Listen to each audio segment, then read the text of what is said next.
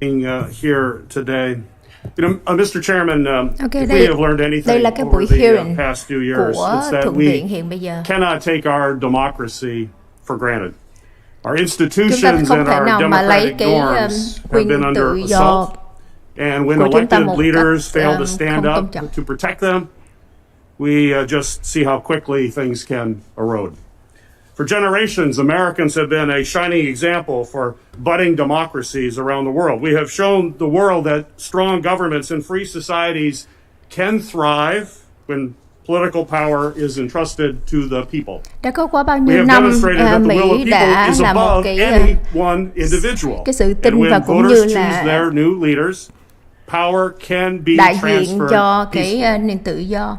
The Và ông nói president rằng and many power of có thể supporters are chuyển một cách unfortunately continuing their efforts to undermine peaceful. the will of the people, disenfranchise voters, and sow the seeds of mistrust and discontent to further their partisan desire for power.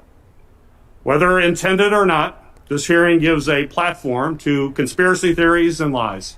And it's a Có muốn hay destructive không thì exercise cái that buổi has no hearing place này in the để United chứng States tỏ Senate. rằng là cái thuyết âm mưu Joe đang Biden xảy won the ra. election more than 5 Ông Joe weeks Biden ago đã with thắng cử 5 tuần trước 306 với electoral votes and 306 cái received phiếu the đại cử tri. most popular votes for a presidential candidate in American history. Và lần này All là 50 states ông in the được District of những cái Columbia have phiếu bầu certified those công chúng results. nhiều The nhất trong Electoral lịch sử College từ met xưa đến nay. Monday and all affirmed that Joe Biden will be the president on January 20th, Và vào ngày thứ Hai 2021. này, đại cử tri đoàn It's a đã result that thống the nhất majority of và the American Joe people Biden sẽ là người phó recognize, tổng sẽ along người with the tổng thống leaders vào of năm more 2000 than vào 150 ngày 20 tháng countries 1. around the world.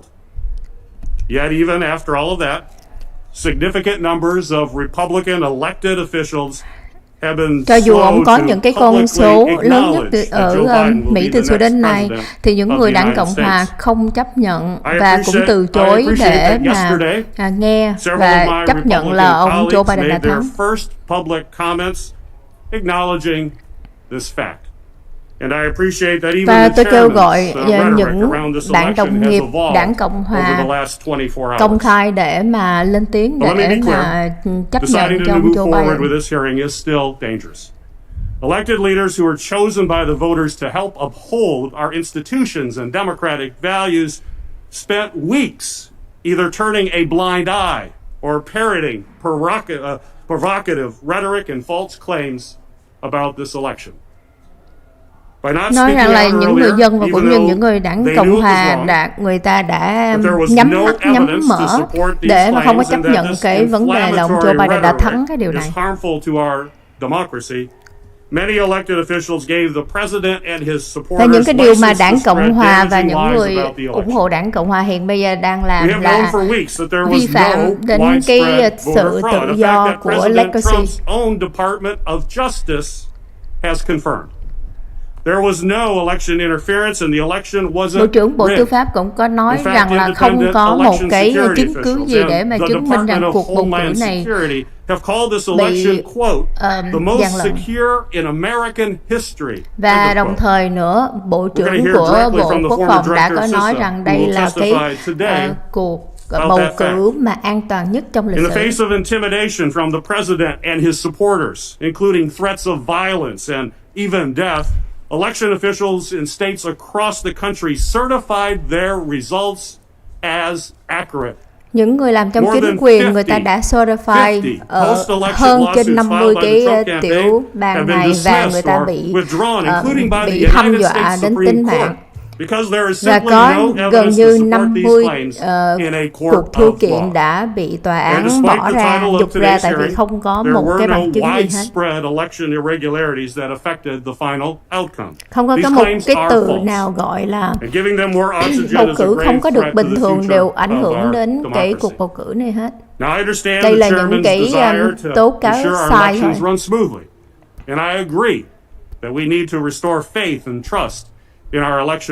Cái cuộc bầu cử này đã đi một cách smoothly và tôi cũng agree, tôi cũng ủng hộ với cái vấn đề là chúng ta cần phải làm rõ để mà cho người dân tin tưởng cái cuộc bầu cử này. Trong cuộc bầu cử thì dĩ nhiên là sẽ có những cái lỗi phạm xảy ra.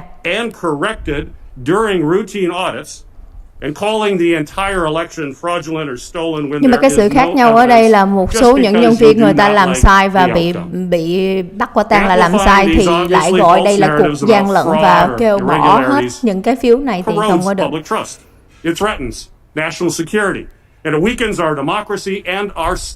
Những cái điều của những người đảng Cộng Hòa đang làm hiện bây giờ làm là yếu đi cái nền dân chủ của chúng ta và họ đang làm nguy hại đến cái niềm an nguy của quốc phòng của chúng ta.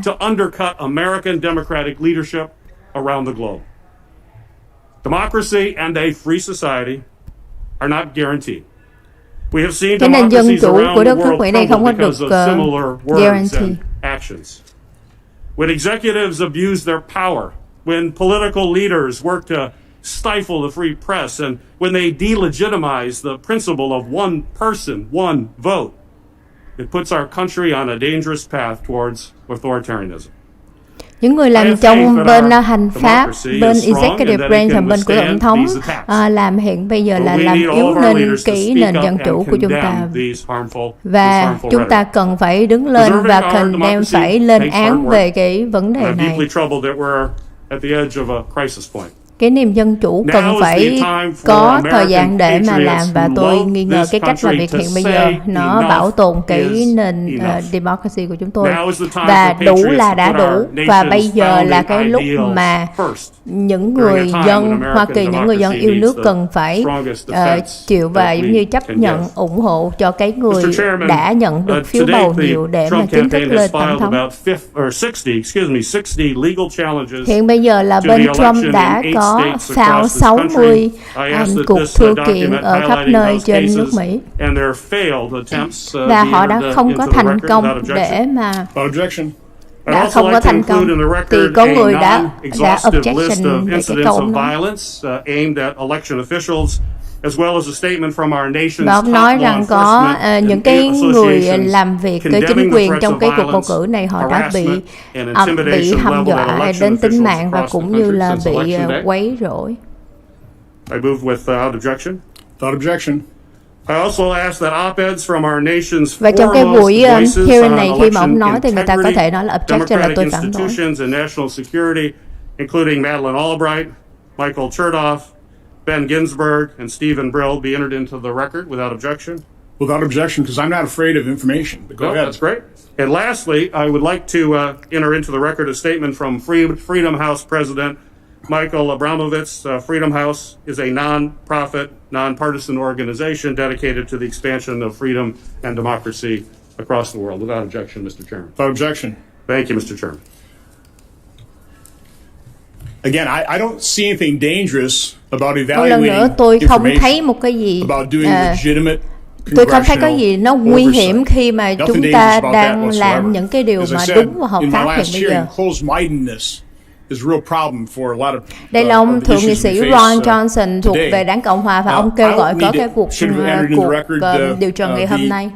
Reuters article from March 7, 2018, describing in the letter from Senators Klobuchar and Shaheen. Also into the record, the March 27, 2019 press release and letter from Senators Klobuchar, Warner, Reid, and Peters, which let me just read a segment from that letter again. The integrity, this is Senator Peters joining and writing this letter. The integrity of our elections remain under serious threat.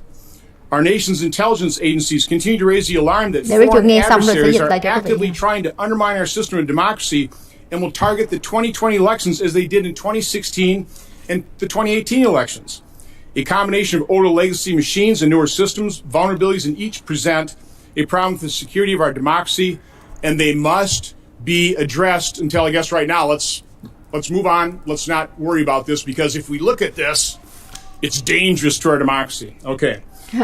Also, ông nói rằng là có cái statement đưa ra nói rằng là cái hệ thống bầu cử của chúng ta đang bị under attack và hiện bây giờ đang bị bên nước ngoài họ nhắm vào, và hiện bây giờ có những cái vấn đề với cái hệ thống và những cái máy, và cái statement đã cũng được cái ông thượng nghị sĩ Peter hồi nãy vừa mới nói ký chấp nhận cái điều này.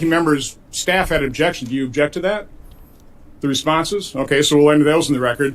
And finally, there's a really interesting article recently written by Matt Taibbi. Và đang nói về có một cái bài viết nữa, cái article. Again, I don't know his political affiliation. Seems to be a pretty straight up reporter, the things I read of him, but if I were to guess, and no offense, Mr. Taibbi, I think you might be a little bit left of center, but the title is "The YouTube Ban is Un-American, Wrong, and Will Backfire. Silicon Valley couldn't have designed a better way to further radicalize Trump voters." And the reason I want to enter this in this article in the record, I really hope people read it, because it really speaks to an awful lot that I covered in my opening statement of why we're in this unsustainable state of affairs in this country, where after 2016, 4 years of resistance, failing to recognize, refusing to recognize legitimacy of that election, and here we are again. This is not sustainable.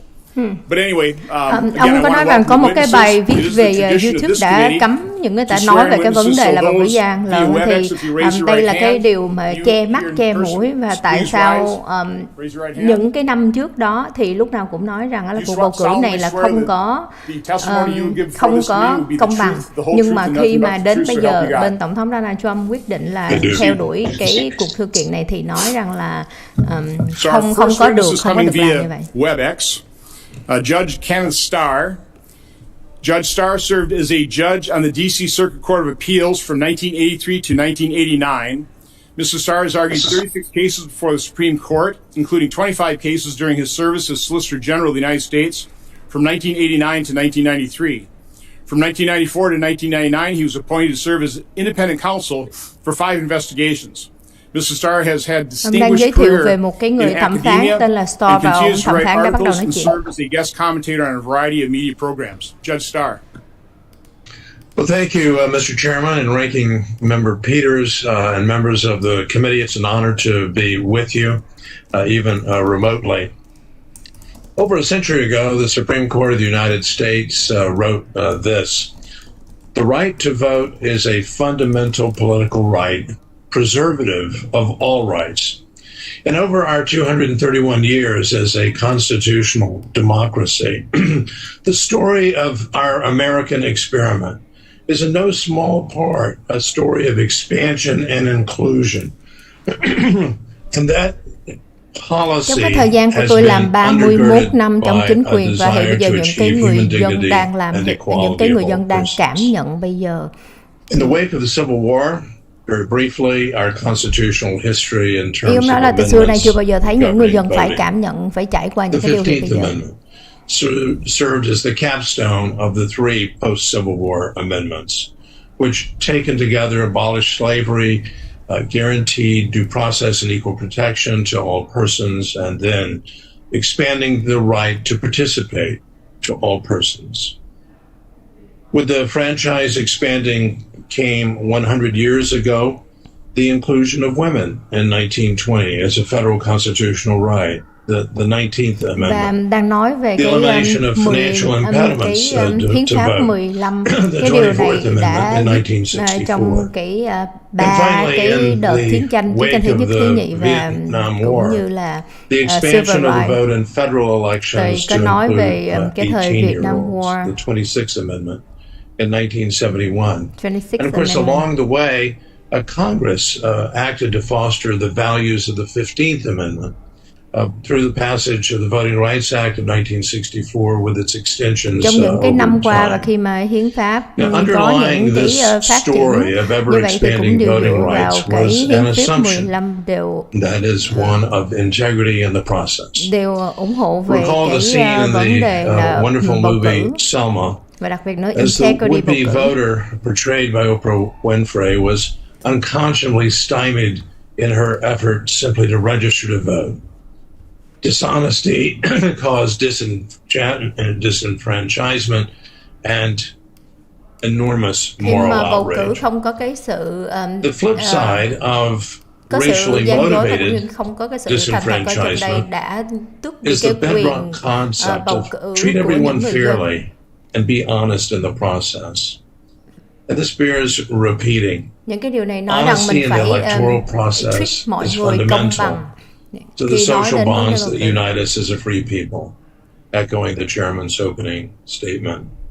And not surprisingly, the Supreme Court of the United States has severely warned about the dangers and the corrosive effects of dishonesty.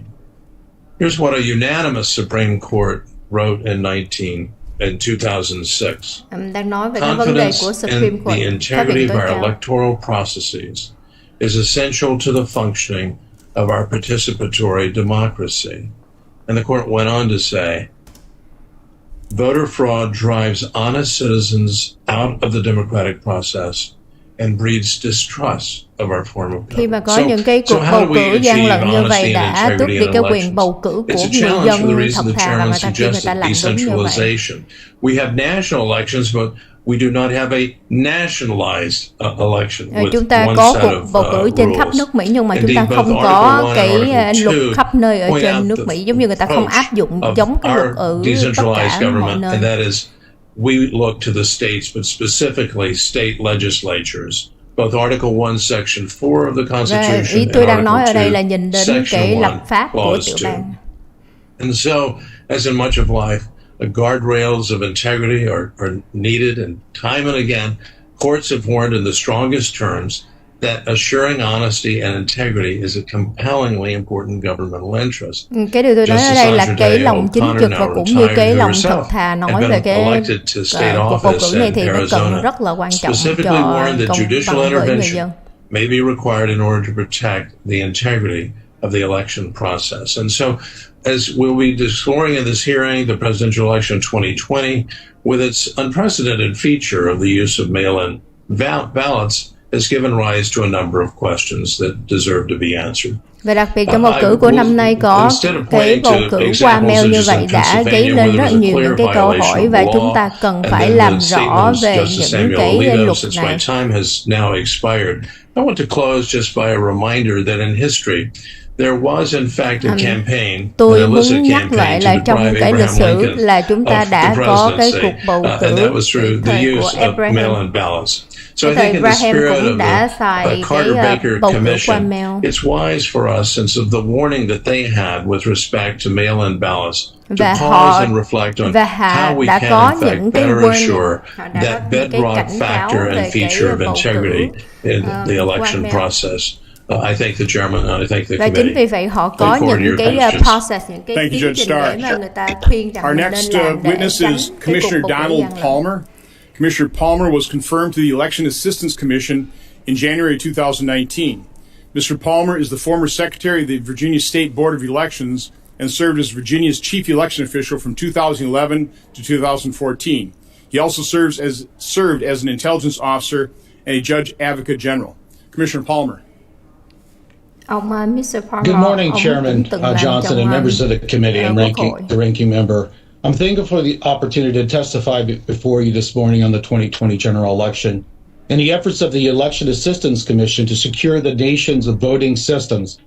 Election officials, the commissioners, and the staff of the EAC have a duty to ensure the accuracy and integrity of the voting systems used throughout the nation. Our mission is to support the chief election officials, the directors of elections and administrators in all localities across the country. Ông nói rằng những người quan chức bỏ phiếu họ có nhiệm vụ và có trách nhiệm phải làm rõ và làm công bằng cho người dân về cái cuộc bầu cử này. Under the Help Và đặc America biệt nữa Vote họ Act, cần phải the có EAC cái is cuộc bầu focused cử an toàn. on assisting state and local election officials. Cần phải có We are a cuộc bầu cử bipartisan honest, agency that thật thà. recognizes the authority of states to conduct federal elections, and that is a cornerstone of our representative democracy. The 2020 general election has underscored the vital importance of comprehensive oversight of voting technology and the companies who manufacture these systems. That oversight is an overlapping process of voluntary federal standards, state certification or approval, and local logic and accuracy testing prior to each election. We work to bolster confidence in Nói rằng democracy bầu cử năm by 2020 này thì rất quan trọng voluntary và voting system guidelines ta nói về periodically. cái We test voting system systems, bầu we cử accredit test cái máy, laboratories, vì những cái and máy serve này as là a thường thường họ national cần phải được clearinghouse of test trước information on khi mà election bầu cử administration. và mọi thứ Let me phải be được clear. certify, The phải được chứng EAC has nhận là confidence in không the có bị voting cái gì. systems we certify, and in the state and local election administrators who ran the election. First and foremost, that's due to the process the voting system manufacturers must undergo to receive federal certification. Before voting Những machines cái and máy election bầu này management khi systems mà are used in được elections, certify phải the systems được undergo rigorous liên hardware bang chấp nhận. and software testing by laboratories Phải được accredited test by cái the hệ EAC thống and the cứng và National hệ thống Institute mềm. of Standards and Technology, or NIST. There are currently 2 accredited voting system laboratories, ProV&B and SLI. Currently, the EAC's quality monitoring program includes auditing voting system test laboratories and manufacturing facilities, conducting field reviews of EAC-certified voting systems, and gathering information on voting system anomalies on EAC-certified voting systems. I strongly support additional auditing, additional field reviews, and resolutions of any anomalies discovered. Và ông nói hiện bây giờ To thì apply for EAC người ta không certification of a có voting system, kiểm tra a và cũng company như không có must first xác apply nhận to giống như register là with đáng lẽ the phải agency làm, as cho a nên registered tôi yêu cầu manufacturer. và tôi khuyên rằng Registration chúng ta requires cần phải có manufacturers cái to điều provide certify, nhìn details lại on những their cái ownership máy structure, này names of từ officers and members of the board of ổ cứng directors, và ổ mềm, and any individual or organization và cái with a cách người ta controlling dàn dựng interest lên in cái the software company. này. Additionally, a list Và of all đồng thời chúng ta cần phải manufacturing or điều tra assembly lại những facilities người nhân used viên, by the những người mà manufacturer có and the cái name and interest ở contact trong cái cuộc information bầu of the cử person này, và đặc at biệt each nó liên quan facility đến cái hệ thống responsible system này. for quality management must be provided. There are currently 8 active manufacturers registered with the Những người quan EAC's chức testing bỏ phiếu program. họ phải có cái Please trách note it nhiệm is not a để mà làm requirement rõ to cái be điều an này. EAC registered manufacturer to develop and sell voting systems to jurisdictions in the United States. It's a voluntary program. Joining the program Cái requires trách the nhiệm phải manufacturers voluntarily chứng agree minh và to the program's bảo đảm requirements as rằng là cái outlined in hệ the thống bầu program cử manual. này hợp pháp Requirements và include cũng như là complying with all EAC fairly. inquiries and investigations into the uses and status of fielded EAC certified systems. Under our quality monitoring program, these investigations may arise due to technical failures, experience in the field, by election administrators, misrepresentations made in regard to the certification status of a voting system, and any deviations in quality in regard to those systems submitted to testing versus what is actually fielded. The EAC staffed an election day war room to gather information on issues reported by the media and election officials. 5 of the 8 manufacturers participated in those calls. Additionally, the program is following up with election officials and voting system manufacturers to obtain any information on claims of irregularities reported in the media during the general election. This effort is ongoing. Jurisdictions across the United States also perform a series of logic and accuracy tests prior to operating those voting machines in polling places. We support those efforts through technical assistance and best practices and our grant monies. Election officials conduct post-election audits to verify the completeness and accuracy of the tabulated votes. Tóm lại là ông đang nói rằng những người quan chức bỏ phiếu họ phải có trách nhiệm, và đồng thời ông khuyên rằng là mọi người phải test và kiểm chứng lại những cái máy bầu cử này. One rooted in protecting the foundation of our democracy. Despite the challenges in recent years, the EAC has faithfully fulfilled its obligation and even expanded support it provides to election administrators and to voters.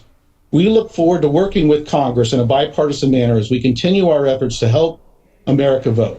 I'm happy to answer any questions following this testimony. Thank you. Thank you, Commissioner Palmer. Our next Và witness ông is nói here là in ông person, sẵn Mr. sàng để James mà làm Trupus. việc với bất Mr. cứ Trupus người serves as nào the lead trong attorney quan for chức the bầu Trump cử campaign in Wisconsin. cần cái sự hỗ trợ In thì ông sẵn 2015 sàng, to ông đứng 2016, vào Mr. và ông Trupus sẽ served giúp. as the Circuit Court Judge in Dane County, Wisconsin. He is currently a partner at the Trupus Law Office. Mr. Trupus.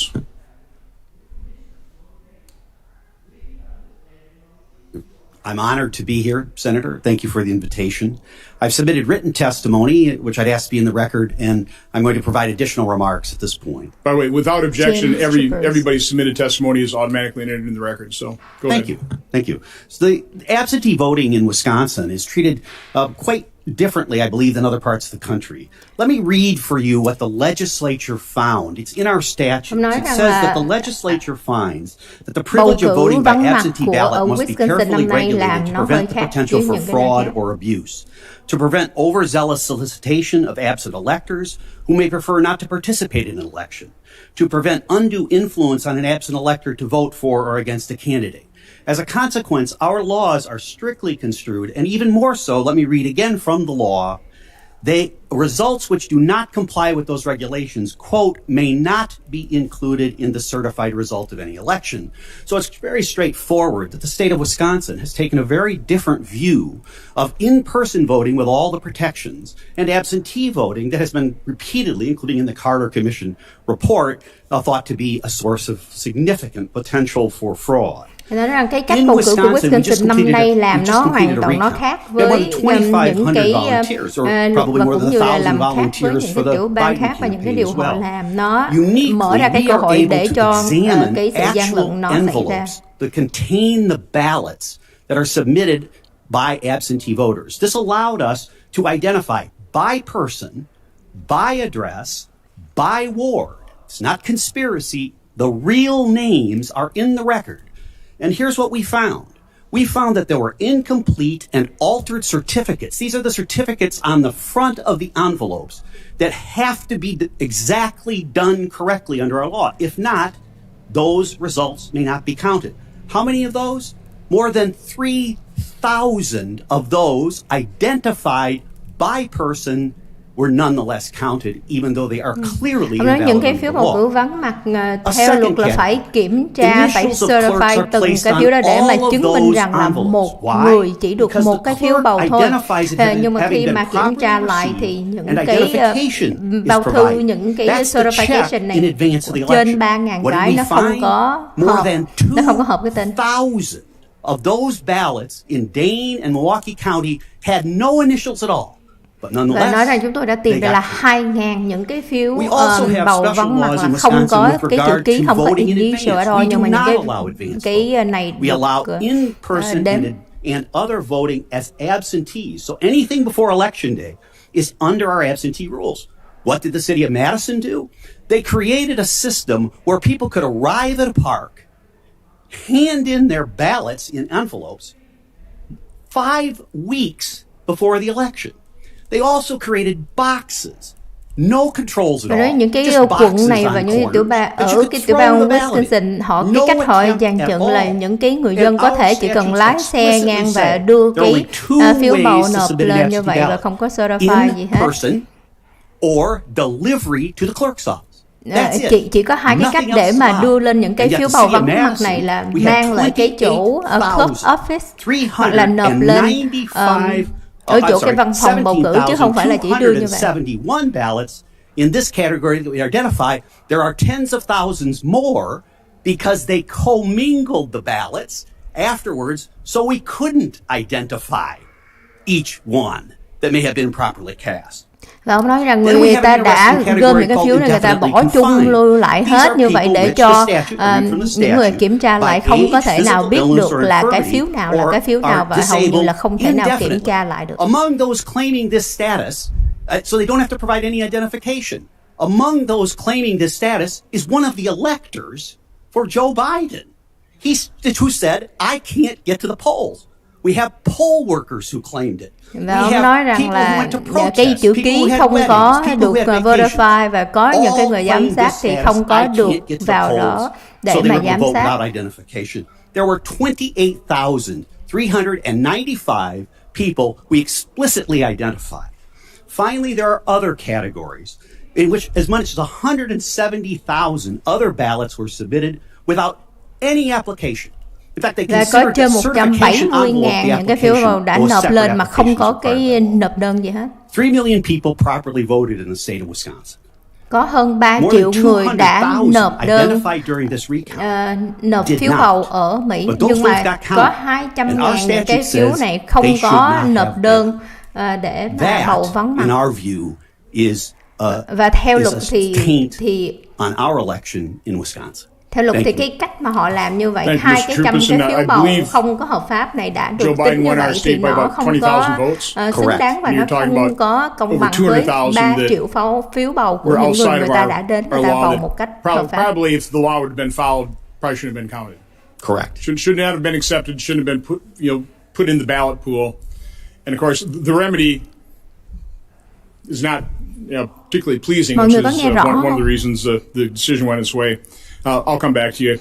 Our next witness is via WebEx, Representative Francis Ryan.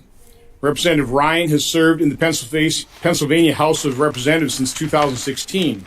Mr. Ryan is a certified public accountant, and prior to his election, ran a practice that focused on corporate restructuring and management. Mr. Ryan is a retired Marine Reserve Colonel who served in the Central Command Special Operations Officer in Operation Enduring Freedom. Và người này cũng đã từng đi Representative Ryan.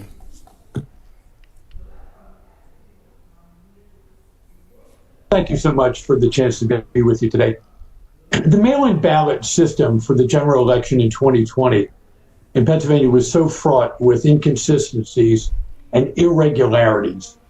Và ông nói rằng cuộc bầu cử năm nay có nhiều gian lận và không có regular, không có được bình thường. The evidence of these violations of the Pennsylvania election laws as enacted, the election security safeguards, and the process flaws include things such as actions by the Pennsylvania Supreme Court, which undermined the controls inherent in Act 77 of 2019. The controls which were undermined included, on September 17th, 2020, the Supreme Court unilaterally extended the deadline for mail-in ballots to be received to 3 days after the election.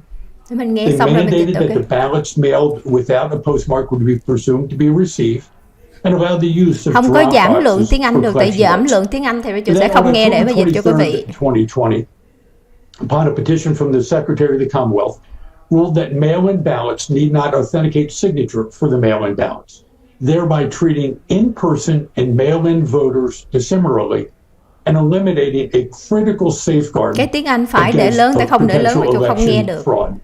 And this is one of my main reasons for believing that it's difficult to believe that the mail-in voting process can be relied upon. Then there were also actions and candidly inactions by the Secretary of State which undermined the consistency and controls of the election process. On November 2nd, the night before the November 3rd election and prior to the prescribed time for pre-canvassing mail-in ballots, the Office of the Secretary of the Commonwealth encouraged certain counties to notify party and candidate representatives of mail-in voters whose ballots contained defects. In certain counties, watchers were not allowed to meaningfully observe the pre-canvassing and canvassing activities relating to the absentee and vào ngày 2 tháng 11 là một ngày trước bầu cử thì những người ở cái tiểu bang chiến địa này, người ta đã gọi những cái người cử tri phiếu bầu đã giống như không có gọi defect là giống như bị sai để mà chỉnh sửa lại, và đồng thời không có cho những người giám sát người ta đến đó để mà người ta coi là sửa cái gì và làm cái gì. In case of Philadelphia County, on November 4th, 11:30, the Department of State posted updated mail-in vote counts for Philadelphia County, showing 508,112 ballots, despite the fact that only 432,800. Và vào ngày 4 tháng 11 thì vào 11 giờ người ta cái con số đã thông báo thì nó không có hợp pháp, giống như nói là có 5.000 những cái phiếu bầu nhưng mà thật ra nó chỉ có 300 mấy phiếu bầu. Và ông nói rằng ai có cái quyền để mà có thể vào trong cái hệ thống để mà thay đổi những cái thông tin và cũng như chỉnh sửa lại như vậy. Reported 3.1 million ballots sent out. In a prior discussion that was had the day before the election, it was indicated that there were 2.7 million that were sent out. And efforts to attempt to reconcile those numbers have not yet been successful and still need to be resolved upon. Những cái con số mà nó không có hợp với nhau, những cái con số này cần phải reconcile lại, nhưng mà hiện bây giờ vẫn chưa có làm cái đó. For weeks indicated the last update had been done on November 16, 2020. The download of November 16, 2020 shows 75,505 more ballots returned on 11/16 than the comparable download on November 15th. So that Và basically cái con means an số additional được tính trong cái ngày 16 tây tháng 11 nó nhiều hơn với cái tổng cộng cái phiếu bầu nhận được vào ngày 11 tây tháng 11. Becomes almost impossible to track in the system of internal controls. Additionally, there were mail date irregularities that were identified in the 3.1 million ballots relative to the dates that the ballots were finalized. Ballots mailed late and ballots mailed inconsistent with enacted legislation. That was 154,584 votes. Và có trên 155.000 những cái phiếu mà chúng tôi xác định được là những cái ngày mà người ta đóng dấu để cái ngày người ta đóng dấu nó vào trễ với cái ngày bầu cử. Reviewing the transaction laws and to determine the access, the authority for the entry, the verification of the data entered as well as the authentication. Anytime you have this type of system of internal controls, as a CPA, you would want to ensure that the system of internal controls is reasonably designed to deter wrongdoing.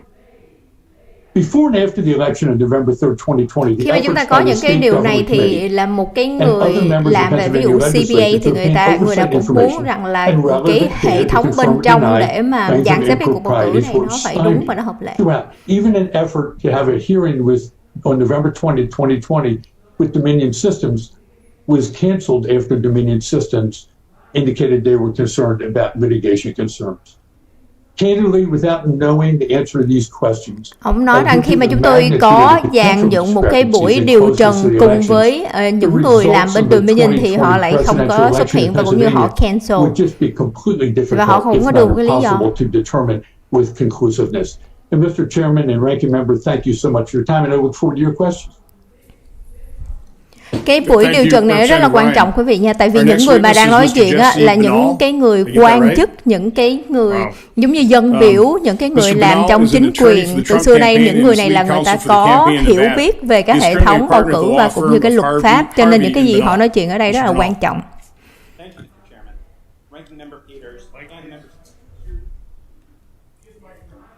There we go. Thank you, Mr. Chairman, Ranking Member Peters, and members of the committee. This year, thousands upon thousands of Nevada voters Trên đây đã có cả ngàn những cái phiếu bầu ở Nevada đã không được tính, bị bỏ ra vì cái phiếu bầu không có hợp pháp. After a rushed special session, Nevada legislators made drastic changes to the state's election law by adopting a bill known as AB4. The vulnerabilities of this statute were obvious. It provided for universal mail voting without sufficient safeguards to authenticate voters or ensure the fundamental requirement that only one ballot was sent to each legally qualified voter. This was aggravated by election officials' failure to clean known deficiencies in their voter rolls. Because of AB4, the number of mail ballots rocketed from about 70,000 in 2016 to over 690,000 this year. The election was inevitably riddled with fraud, and our hotline never stopped ringing. While the media and Democrats accused us of making it all up, our team began chasing down every lead. Our evidence came both from data scientists and from brave whistleblowers. Here's what we found. Over 42,000 people voted more than once. Đã vote hơn một lần. Our experts were able to make this determination by reviewing the list of actual voters. Và những người expert, người ta tìm ra cái con số này tại vì người ta coi từng cái tên của những cái người phiếu bầu này và người ta muốn verify coi đúng từng cái địa chỉ và cái ngày sinh tháng đẻ hay không. Và người ta kiểm tra từng cái phiếu như vậy để mà tìm được ra cái con số này. At least 1,500 dead people are recorded as voting, as shown by comparing the list of male voters with the Social Security death records. Và cái số Social Security của những người này là cái số Social Security của những người chết. Didn't live in Nevada. This does not include military voters or students. Và nói rằng là một cái con số mà Mỹ biết con số và những con số này là người không đã mua đi hoặc là họ không có ở cái tiểu bang Nevada mà họ vẫn bầu.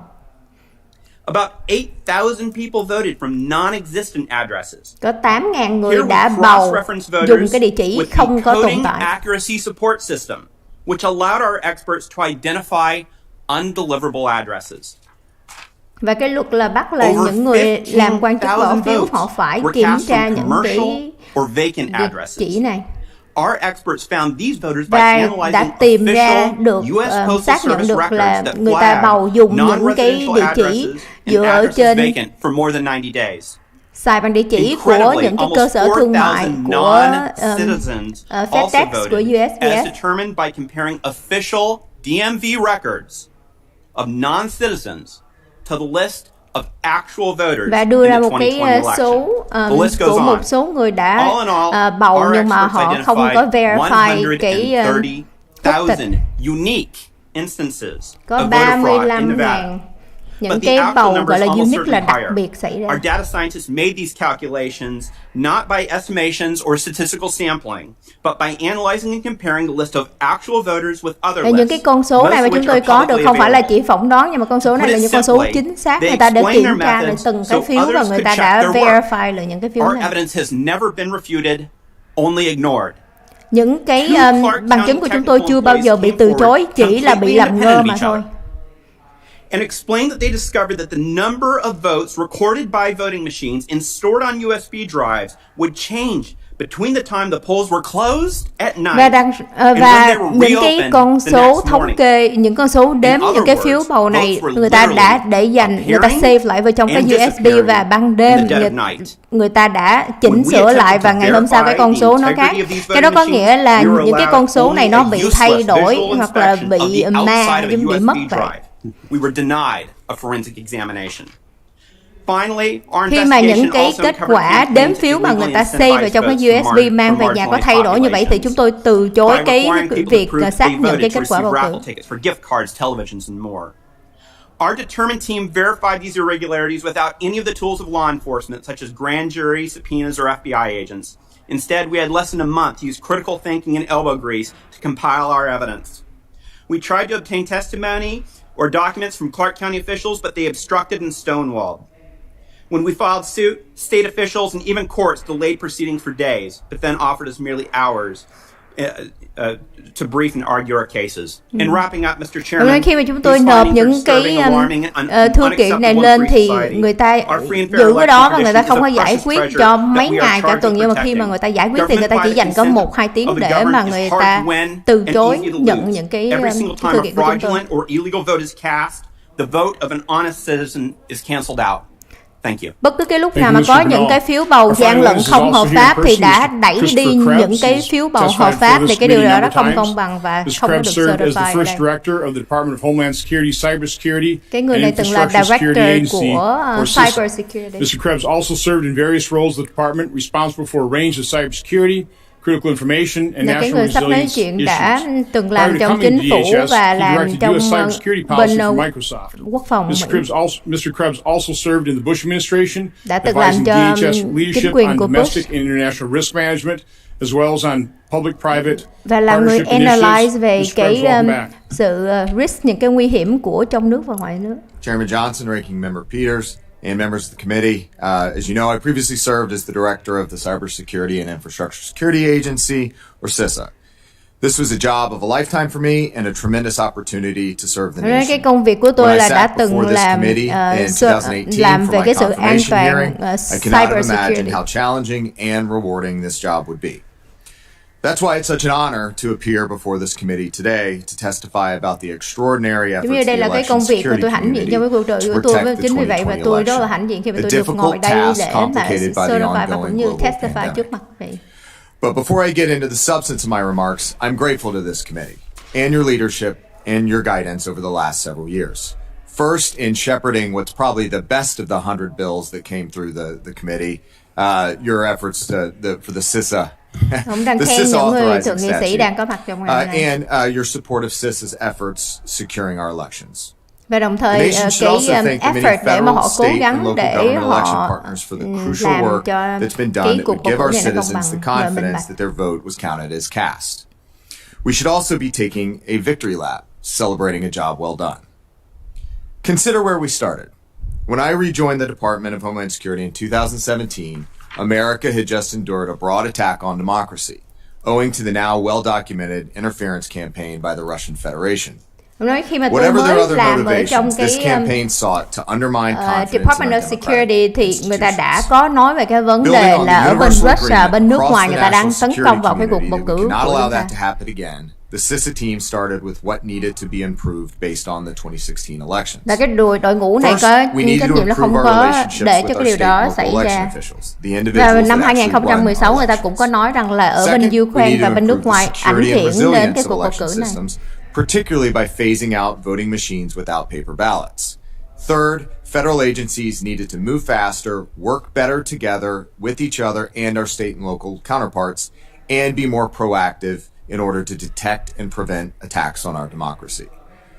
Over the course of the last few Hôm years, nay những we người làm met bên chính these quyền ở liên challenges. bang và đặc biệt nữa We làm improved bên CISA's relationships with key bên partners Department of through constant Investigation đó, engagement giống như in bên building an FBI rồi election phải nên security làm việc với những community người of địa phương practice. để và This improvement is phải best, cố perhaps gắng best muốn represented by an để mà election-specific resolve những cái vấn information đề sharing bầu and cử không analysis có made up of rõ all ràng và 50 không có thành states lập and hiện bây thousands giờ. of jurisdictions. We improved the security of systems, scanning for vulnerabilities in election systems, providing intelligence briefings and rapidly alerting to emerging threats, and deploying security sensors, among other measures. And while we were principally focused on stopping actual hacks, we also had to contend with perception hacks, a form of disinformation which we countered with our rumor control website. We contributed to the cross-agency effort to protect the 2020 election by surging coordination and collaboration with our partners across the national security space. In conclusion, because of these and other efforts, on November 12, 2020, government and industry representatives from the election security community issued a joint statement reflecting a consensus perspective that the 2020 election was the most secure in U.S. history. That statement reflects the confidence these officials gained based on years of work poured into improving the security and resilience of our elections.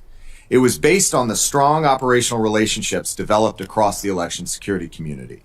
It was based on the tremendous partnership between CISA, under the thoughtful guidance of this committee, the FBI, the Election Assistance Commission, the Department of Defense, and the intelligence community. It was based on an intimate understanding of how our elections work here in the US. It was based on an increase in paper ballots and audits across the nation. And probably most importantly, it was based on the professionals, the heroes that conduct elections in this country. While elections are sometimes messy, this was a secure election. Of that, I have no doubt. Chairman Johnson, Ranking Member Peters, and members of this committee, thank you again cái for ông the này là cái opportunity người to be đã here đứng today, lên nói rằng là for cái your cuộc bầu cử leadership của năm and for your 2020 là support cái system. cuộc I bầu look forward cử to answering an toàn questions nhất, and sharing là more ông about này our hình như là efforts cái to ông người protect bị tổng thống 2020. đuổi. Thank you, Mr. Krebs, for your past service. And by the way, I think under both the Obama administration and the Trump administration, while I've been chairman, Ở dưới I chính think quyền của DHS, now Obama in the và form of chính CISA, has quyền done a của very good job, tổng as you thống talked Trump. about from 82 to 95% paper ballots, and that's improving our election integrity. So I appreciate all your efforts and really all the men and women who work within DHS and CISA to do that. Mr. Troupas,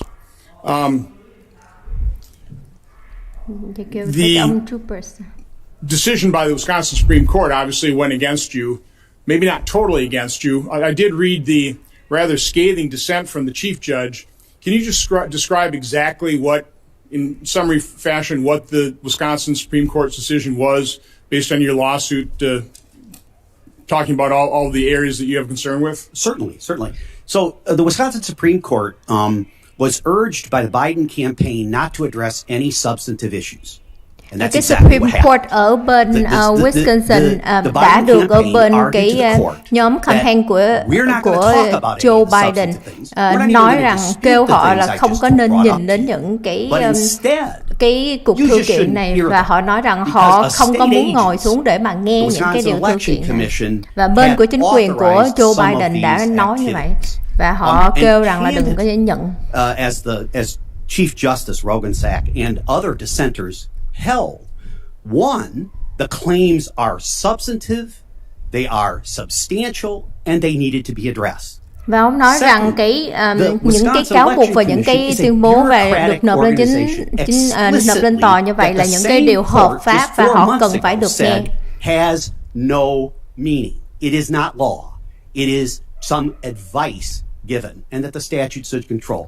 We were disappointed, not so much in the decision, but in the fact that the decision itself is premised not on an analysis of the law, nor the analysis of the claims. It's an idea that we should not have a transparent system, that you're not going to address these things. And that's what they argue. Đúng rồi, chúng tôi cảm thấy bị thất vọng, không phải là thất vọng với cái mà họ từ chối, nhưng mà cái vấn đề tôi thất vọng ở đây là họ không có chịu chấp nhận để mà nghe, và cũng như là không có chịu làm rõ cái vấn đề này. With thousands of volunteers able to look at those items. And it's really a sad day, frankly. Và cái điều ở quận Milwaukee và ở quận đen đã có rất là nhiều người ta đã nói là người ta đã thấy những cái điều này, nhưng mà tòa án lại không có chịu ngồi xuống để mà nghe những cái điều này, thì cái đó là một cái điều rất là đáng buồn và rất là bị disappointed, bị rất là thất vọng. The men and women who run these elections, I had about at least a half-hour phone conversation with the county clerk of my town of Oshkosh voting precinct, and gave me all kinds of good information. I will tell you, if every county clerk ran their elections like Jeanette Mertens does, we'd have a completely secure election. So I think that's true. Ông nói rằng nếu như mà những người làm việc ở trong cái hệ thống bầu cử ở những cái quận này họ làm việc giống như cái bà mà ông mới nói chuyện đó, thì cái cuộc bầu cử này nó sẽ không có bị giống như ngày hôm nay vậy. Chúng ta sẽ có một cuộc bầu cử rất là an toàn. Nhưng mà cái cách họ làm thì nó hoàn toàn khác. It was never rebutted, it was simply ignored. Can you talk about that? Và những cái điều mà ông mới nói rằng là những cái nộp đơn kiện này không có phải là bị thua, nhưng mà họ chỉ không có nhìn và họ chỉ từ chối, họ không nhìn thôi, người ta từ chối, họ không nhận. And limiting our evidence, limiting the amount of witnesses we could bring forward, saying that we couldn't introduce any live testimony, but only 15 depositions, only use 15 depositions to show 130,000 instances và không có cho những người nhân chứng để mà ra những cái phiên tòa để mà chia sẻ những cái vấn đề xảy ra. A record was over 8,000 pages long. We were never fully considered by those courts. They never took a good hard list. Có một số tòa án họ đã nghe, nhưng mà chúng tôi có như 8.000 trang để mà chia sẻ, nhưng mà họ không có cho thời gian, và họ cũng không có muốn nghe, và họ không có cho mang những người nhân chứng đến để mà chia sẻ ở tòa. I've always categorized the ability for foreigners to interfere with the election kind of three buckets. One is changing the vote tallies on the machine. Secondly is hacking into voter registration files, which could cause all kinds of problems, but quite honestly, it'd probably be detected on election day when there's chaos. And then third, what I think is a more serious problem, the one more difficult to detect, is basically the use of social media. You quoted which I can't remember, is that Sister Group that declared this the most secure phiếu bầu và cái hệ thống bầu cử được này bị nhúng tay vào bởi nước ngoài để mà thay đổi những cái phiếu bầu, và đặc biệt nữa có một cái nữa là social media, là phương tiện truyền thông họ gây cái ảnh hưởng trên cái cuộc bầu cử. To my knowledge, it's almost impossible to change the vote tally by hacking into these computers, was based on the fact that these things are not connected, and most of them don't even have the capability of being connected to the internet. Based on all these allegations people are talking to, it sounds like some of these machines are showing the tabulators. Tôi nói rằng những cái bên hệ thống, được nhìn bên hệ thống bầu cử thì người ta nói rằng là hầu như là không có cách nào để mà đưa những cái thông tin bầu cử này đi ra ngoài để cho người ta xâm nhập vào để mà thay đổi. Nhưng mà những người ở đó người ta giám sát và người ta thấy rằng là những cái máy này nó có connect vào internet và nó có khả năng để mà gửi cái thông tin đi ra ngoài. Particularly with paper ballots, and that regardless of any internet connections, regardless of any foreign hacking. As long as you've got the paper receipt. But let me stop you there. I acknowledge that. Yes, the paper backup is the control if it's used. That was going to be my next question. So set aside the control of the machine process. What is capable? Again, I kind of want to know on what basis, what aspects of this is the most secure.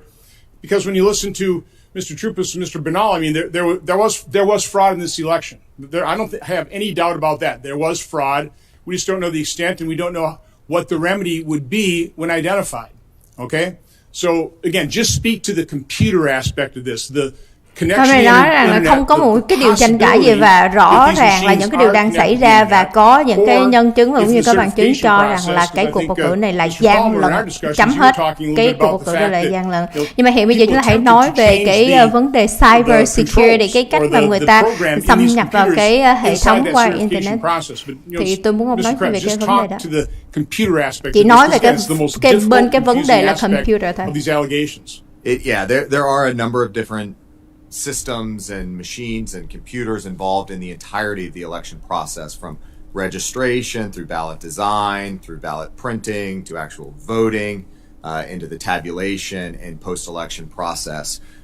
Throughout, you're going to, particularly where a vote is cast on election day, those machines tend to and should not be connected to the internet, certainly as a best practice. But some have the capability, don't they?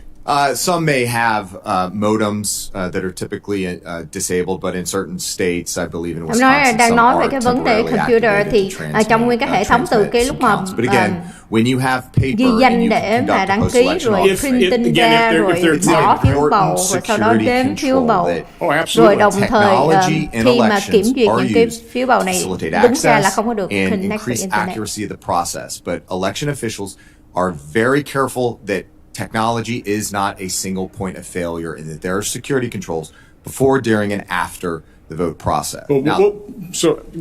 Finish just asking the computer thing. We'll come back. My time's already expired, but we'll come back to the, how many audits, the statistical sampling, that type of thing, to use those paper backups to the electronic voting. But, finish this. Đã có bao nhiêu lần để audit as you những move cái hệ out thống này. from election day, there will be tabulators that cái ông này là cái người bị tổng thống Donald Trump đuổi vì nói rằng đây là cái cuộc bầu cử an toàn nhất trong lịch sử.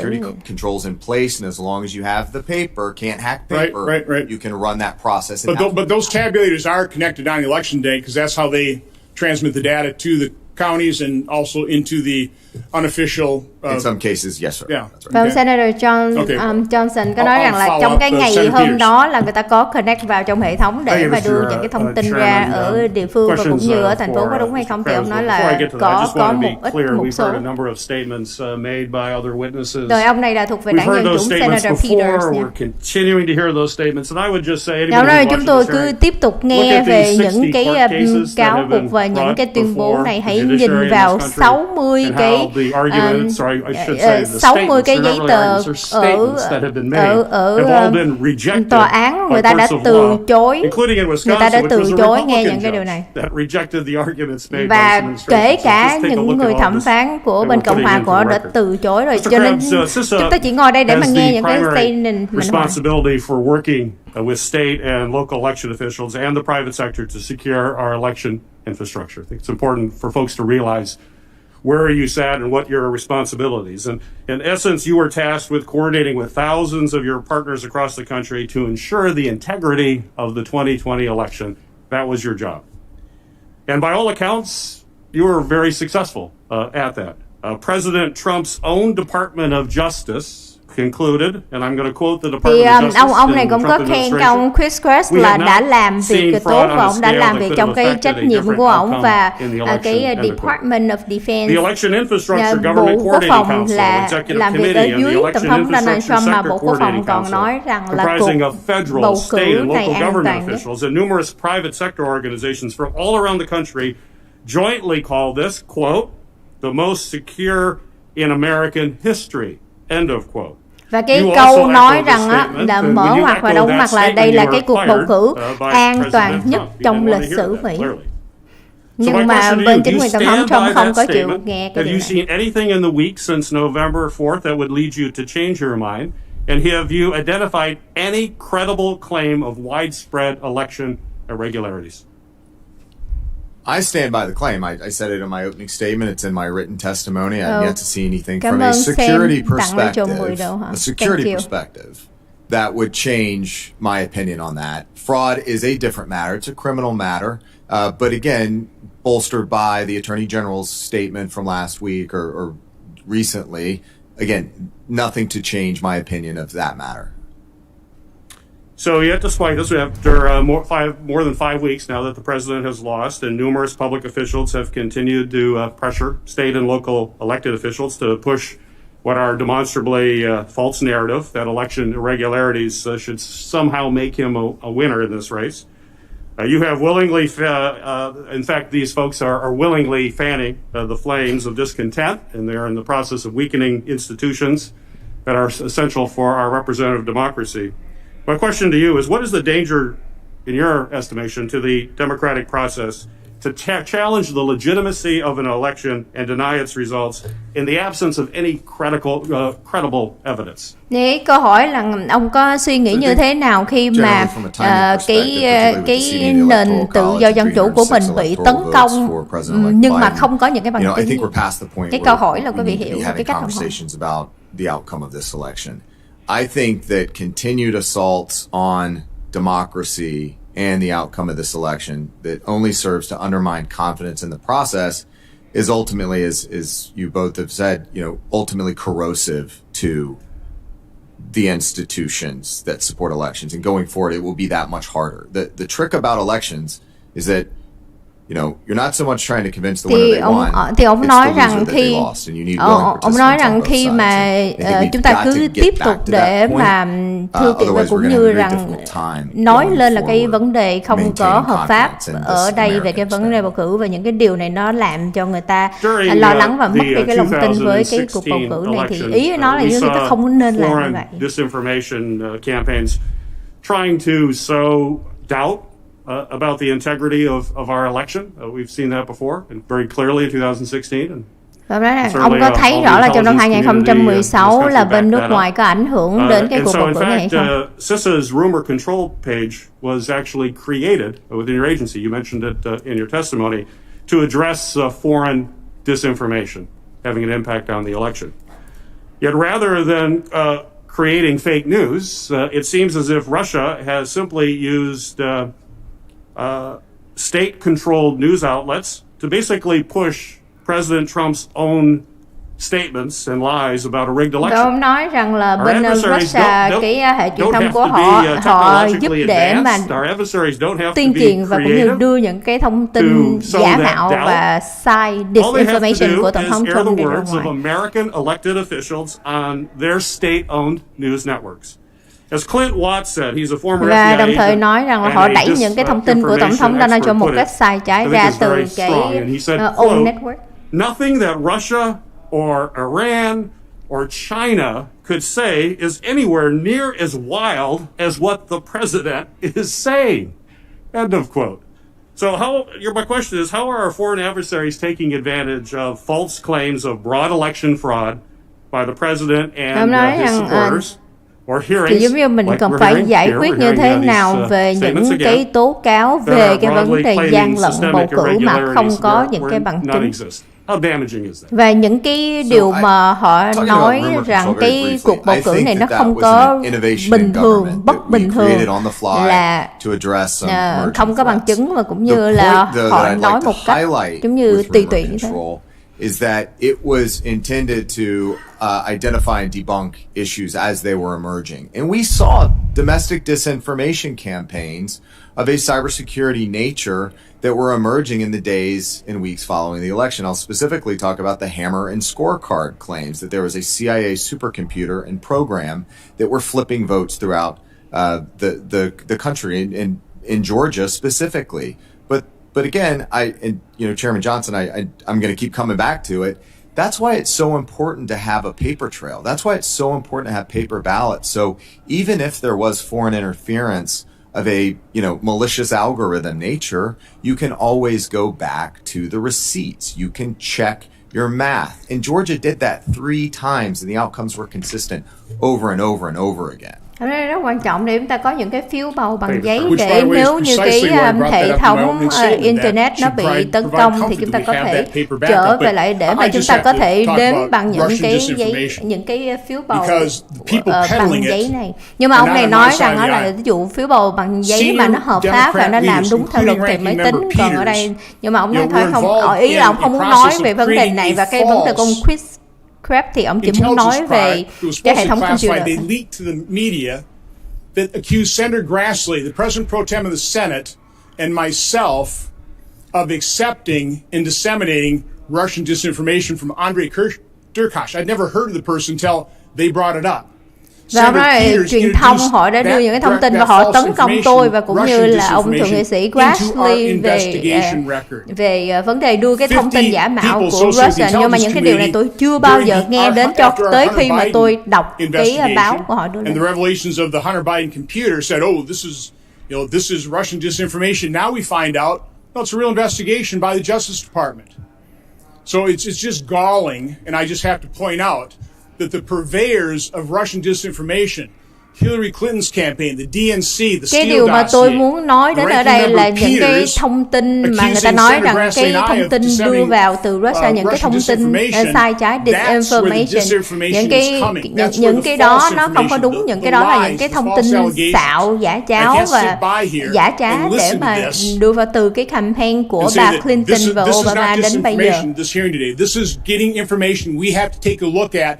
Những cái vấn đề mà chúng ta đang nghe bây giờ nó không phải là gọi là disinformation, những cái thông tin giả mạo, nhưng mà nó là những cái vấn đề thật sự nó đang xảy ra ở nước Mỹ, những cái vấn đề không có bình thường, irregularity, và chúng ta cần phải nhìn đến những cái vấn đề này và chúng ta cần phải coi ok chúng ta cần phải sửa ở đâu và sau đó chúng ta sẽ tiến bước về phía trước.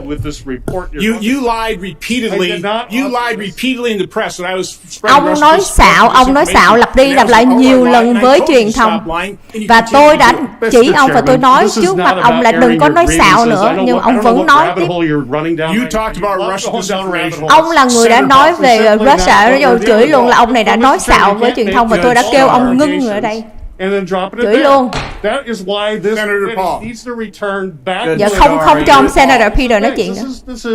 This is terrible what you're doing to this committee. Ông nói rằng cái này rất là tệ, những cái cách của ông Ron là rằng và hai người đang chửi lộn. Nothing could have been further from the truth, and you're spouting it again, which is why I had to respond. Senator Paul. Mr. Chairman. Judge Storm. Outrageous. Judge Storm. It's been alleged that 60 courts have refused to hear these cases. Therefore, there was no fraud in the election. I guess another way of looking at this is that the court cases have been refused for procedural and technical reasons. When you see the 60 court cases rejected, do you think that's a conclusion by our court system that there is no fraud, or do you think that the court cases were primarily rejected for procedural reasons?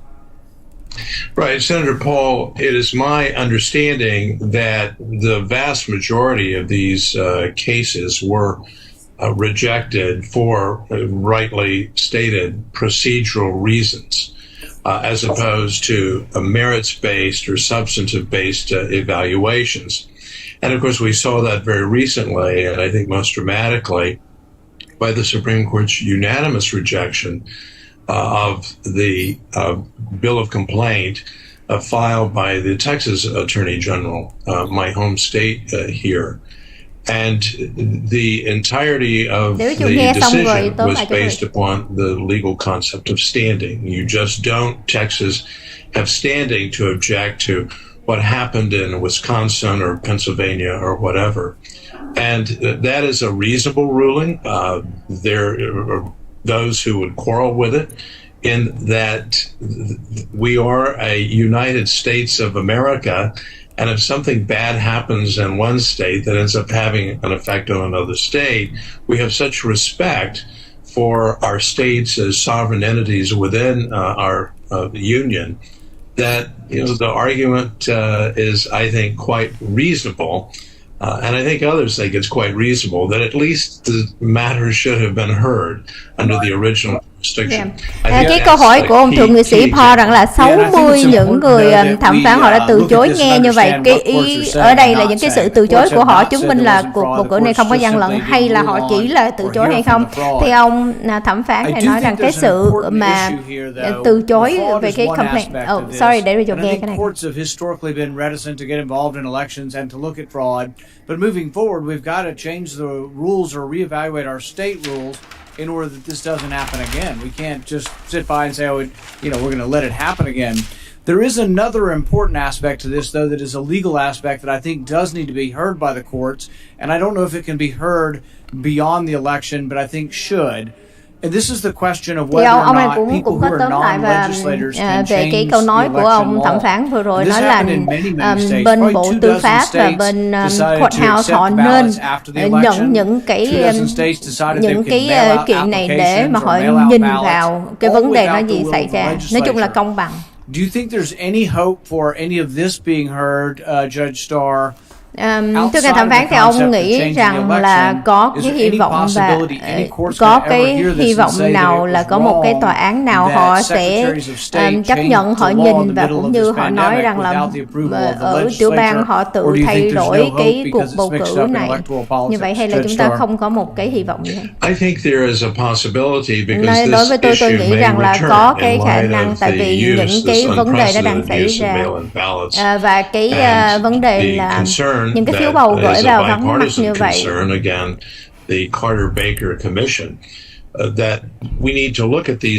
Và những thẩm phán họ cần phải nhìn đến những cái vấn đề này.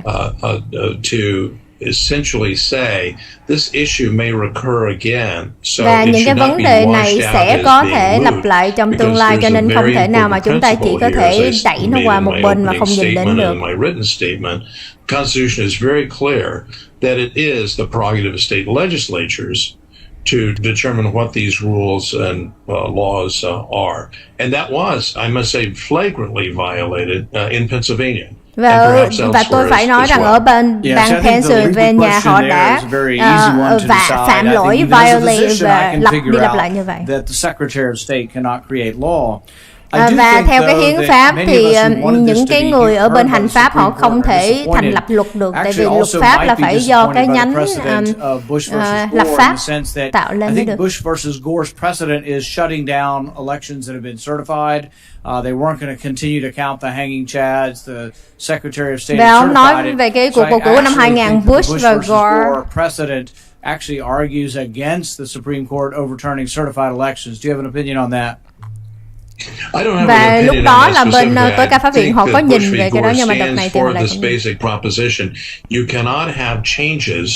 in election laws after the fact. You must in fact be faithful to what the state legislature has done. That's also what Justice Alito said in his ông này là ông ra thẩm phán, nhưng ông nói rằng là cái việc thay đổi cái cách bầu cử và cái luật bầu cử thì bên hành pháp họ hoàn toàn không có được quyền để mà làm như vậy, và họ cần phải faithful, trung thành với cái luật mà những bên lập pháp người ta đã đưa ra. As we go on with this, I think it's important that we not stop here. A lot of the laws that have to be confirmed and I think reaffirmed are state laws, so it's not in our purview. But the state laws are set, and then we have federal elections. So what we've heard about what happened in Wisconsin, what happened in Nevada, I think is absolutely true, and we have to prevent it from happening again. Những quý vị nghe những cái gì xảy ra ở Nevada, ở Wisconsin, những cái điều đó nó sự thật nó đã xảy ra, thì chúng ta cần phải làm một cái gì đó để ngăn chặn rằng trong tương lai nó không có xảy ra nữa. Cho nên chúng ta cần phải làm rõ cái điều này, và chúng ta có rất là nhiều những cái công việc chúng ta cần phải làm ở đây. Hearing from state legislatures and what they're going to do to make sure election law is upheld, not changed by people. Và ông nói rằng là sắp tới chúng ta cần phải làm việc với những người lập pháp ở tiểu bang để mà họ lên một cái phương án làm sao để cho những cái luật ở tiểu bang không có bị thay đổi giống như thế này. But what I think we need to do is keep it at the state level. But we can't just say it didn't happen. We can't just say, 4,000 people voted in Nevada that were non-citizens. Chúng ta không có thể nào nói rằng những cái điều này nó không có xảy ra, và chúng ta không có thể nào 4.000 người ta bầu mà không có cái địa chỉ ở đó, và những chuyện này chúng ta chỉ làm ngơ như vậy. Finding an excuse, standing or otherwise to stay out of it. Và cái cách mà những người thẩm phán người ta đã không có nhìn vào những cái vấn đề này, cái đó chỉ là làm ngơ và trốn trách nhiệm mà thôi. I would say on what Mr. Krebs, and he can speak for himself, but I think his job was keeping the foreigners out of the election. It was the most secure election based on security of the internet and technology. But he never has voiced an opinion. He's welcome to today on whether or not dead people voted. I don't think he examined that. Did he examine Đúng non-citizens rồi, cái công voting? việc của So ông to say it's the Job safest election, là sure, I giữ agree with your những cái statement. nước If you're ngoài, referring to giữ bên nước foreign ngoài không có intervention. xâm nhập vào cái But hệ if thống, you're nhưng mà saying ông it's the Krebs safest hoàn toàn election ông không based có on no dead cái people voted, no trách nhiệm và cũng như non-citizens không có voted, nhìn về no bên cái people vấn đề là broke những người absentee chết người ta rules. I vô think người that's false, and I think và những that's cái what's điều upset a mà lot of people on our side những cái hành pháp is that không có they're được taking thay your đổi luật, thì statement những to ông mean, Krebs ông không có oh, nhìn well, đến there was những no cái điều problem này. in Nói the chung là ông election. không có I được don't cái think you quyền để mà examined nói any of cái the câu problems that we've mà heard here. cái cuộc bầu cử này là really, you're just an referring to toàn nhất trong something lịch sử, thì ông differently hoàn is toàn what không the có way cái I look quyền at để it. mà nói cái Thank câu you, đó. Mr. Chairman. Thì ý ông nhấn Sir mạnh ở đây.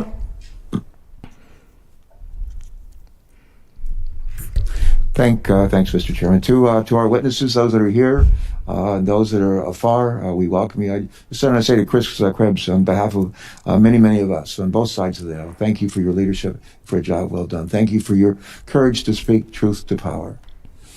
Mr. Chairman and colleagues, President Lincoln once said these words. He said, if given the truth, the people can be depended upon to meet any national crisis. Nhưng mình không biết ông này bên nào mà thấy ông đeo mask thì mình có thể đoán nha. The point is to bring them the real facts. Those are his words.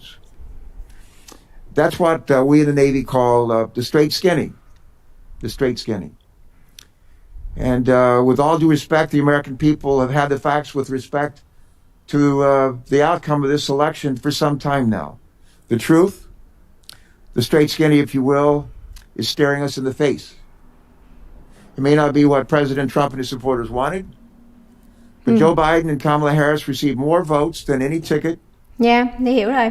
Thì ông này ông nói rằng là với cái lòng tôn trọng và cái lời yêu cầu ở đây là những người dân phải tin tưởng về cái bầu cử, và cái con số đó đã cho thấy cái điều đó là bên ông Joe Biden đã nhận được phiếu nhiều hơn là 306 phiếu so với 232 phiếu, và hiện bây giờ đó không phải là cái điều là ông Trump muốn gì hay những người ủng hộ cho ông Trump muốn gì, nhưng mà cái điều là phải tôn trọng cái kết quả bầu cử. Và nói rằng là những cái người lo về bầu cử họ đã làm việc không ngừng nghỉ để mà lo cho cái cuộc bầu cử này, đặc biệt là bầu cử vắng mặt.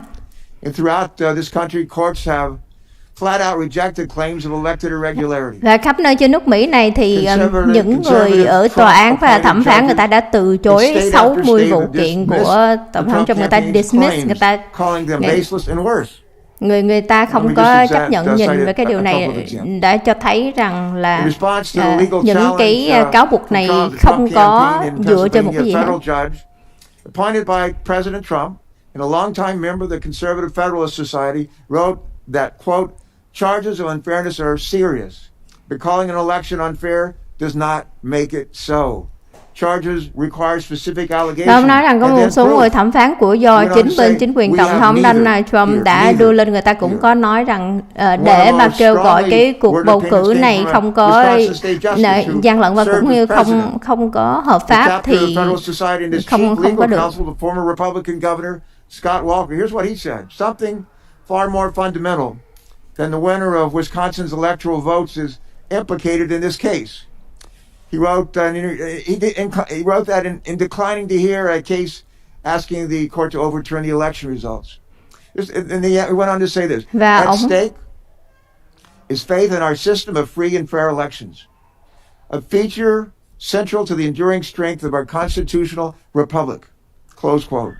And to that, I think we should also say. Và ông có nhắn lại những cái lời của những người thẩm phán, họ nói tại sao mà họ từ chối cái không có nghe cái thư kiện này là vậy. Có 59 lần. 59 là cái con số là 59 lần. Những cái người thẩm phán và người tòa án đã từ chối cái cuộc thư kiện của tổng thống Trump. But if the football coach at Ohio State were to go 2-59 over a period of 4 years, he would be fired. He would be fired. And in effect, that's what the voters of this country have done with our president, like it or not. Ông nói là nếu một người coach trong 4 năm mà làm chỉ có được cái con số 259 thì sẽ bị đuổi, thì giống như là tổng thống Donald Trump đợt này, giống như là tóm lại nó là giống như tổng thống Trump đang bị người dân đuổi. The Trump campaign's largely contrived allegations have been rejected.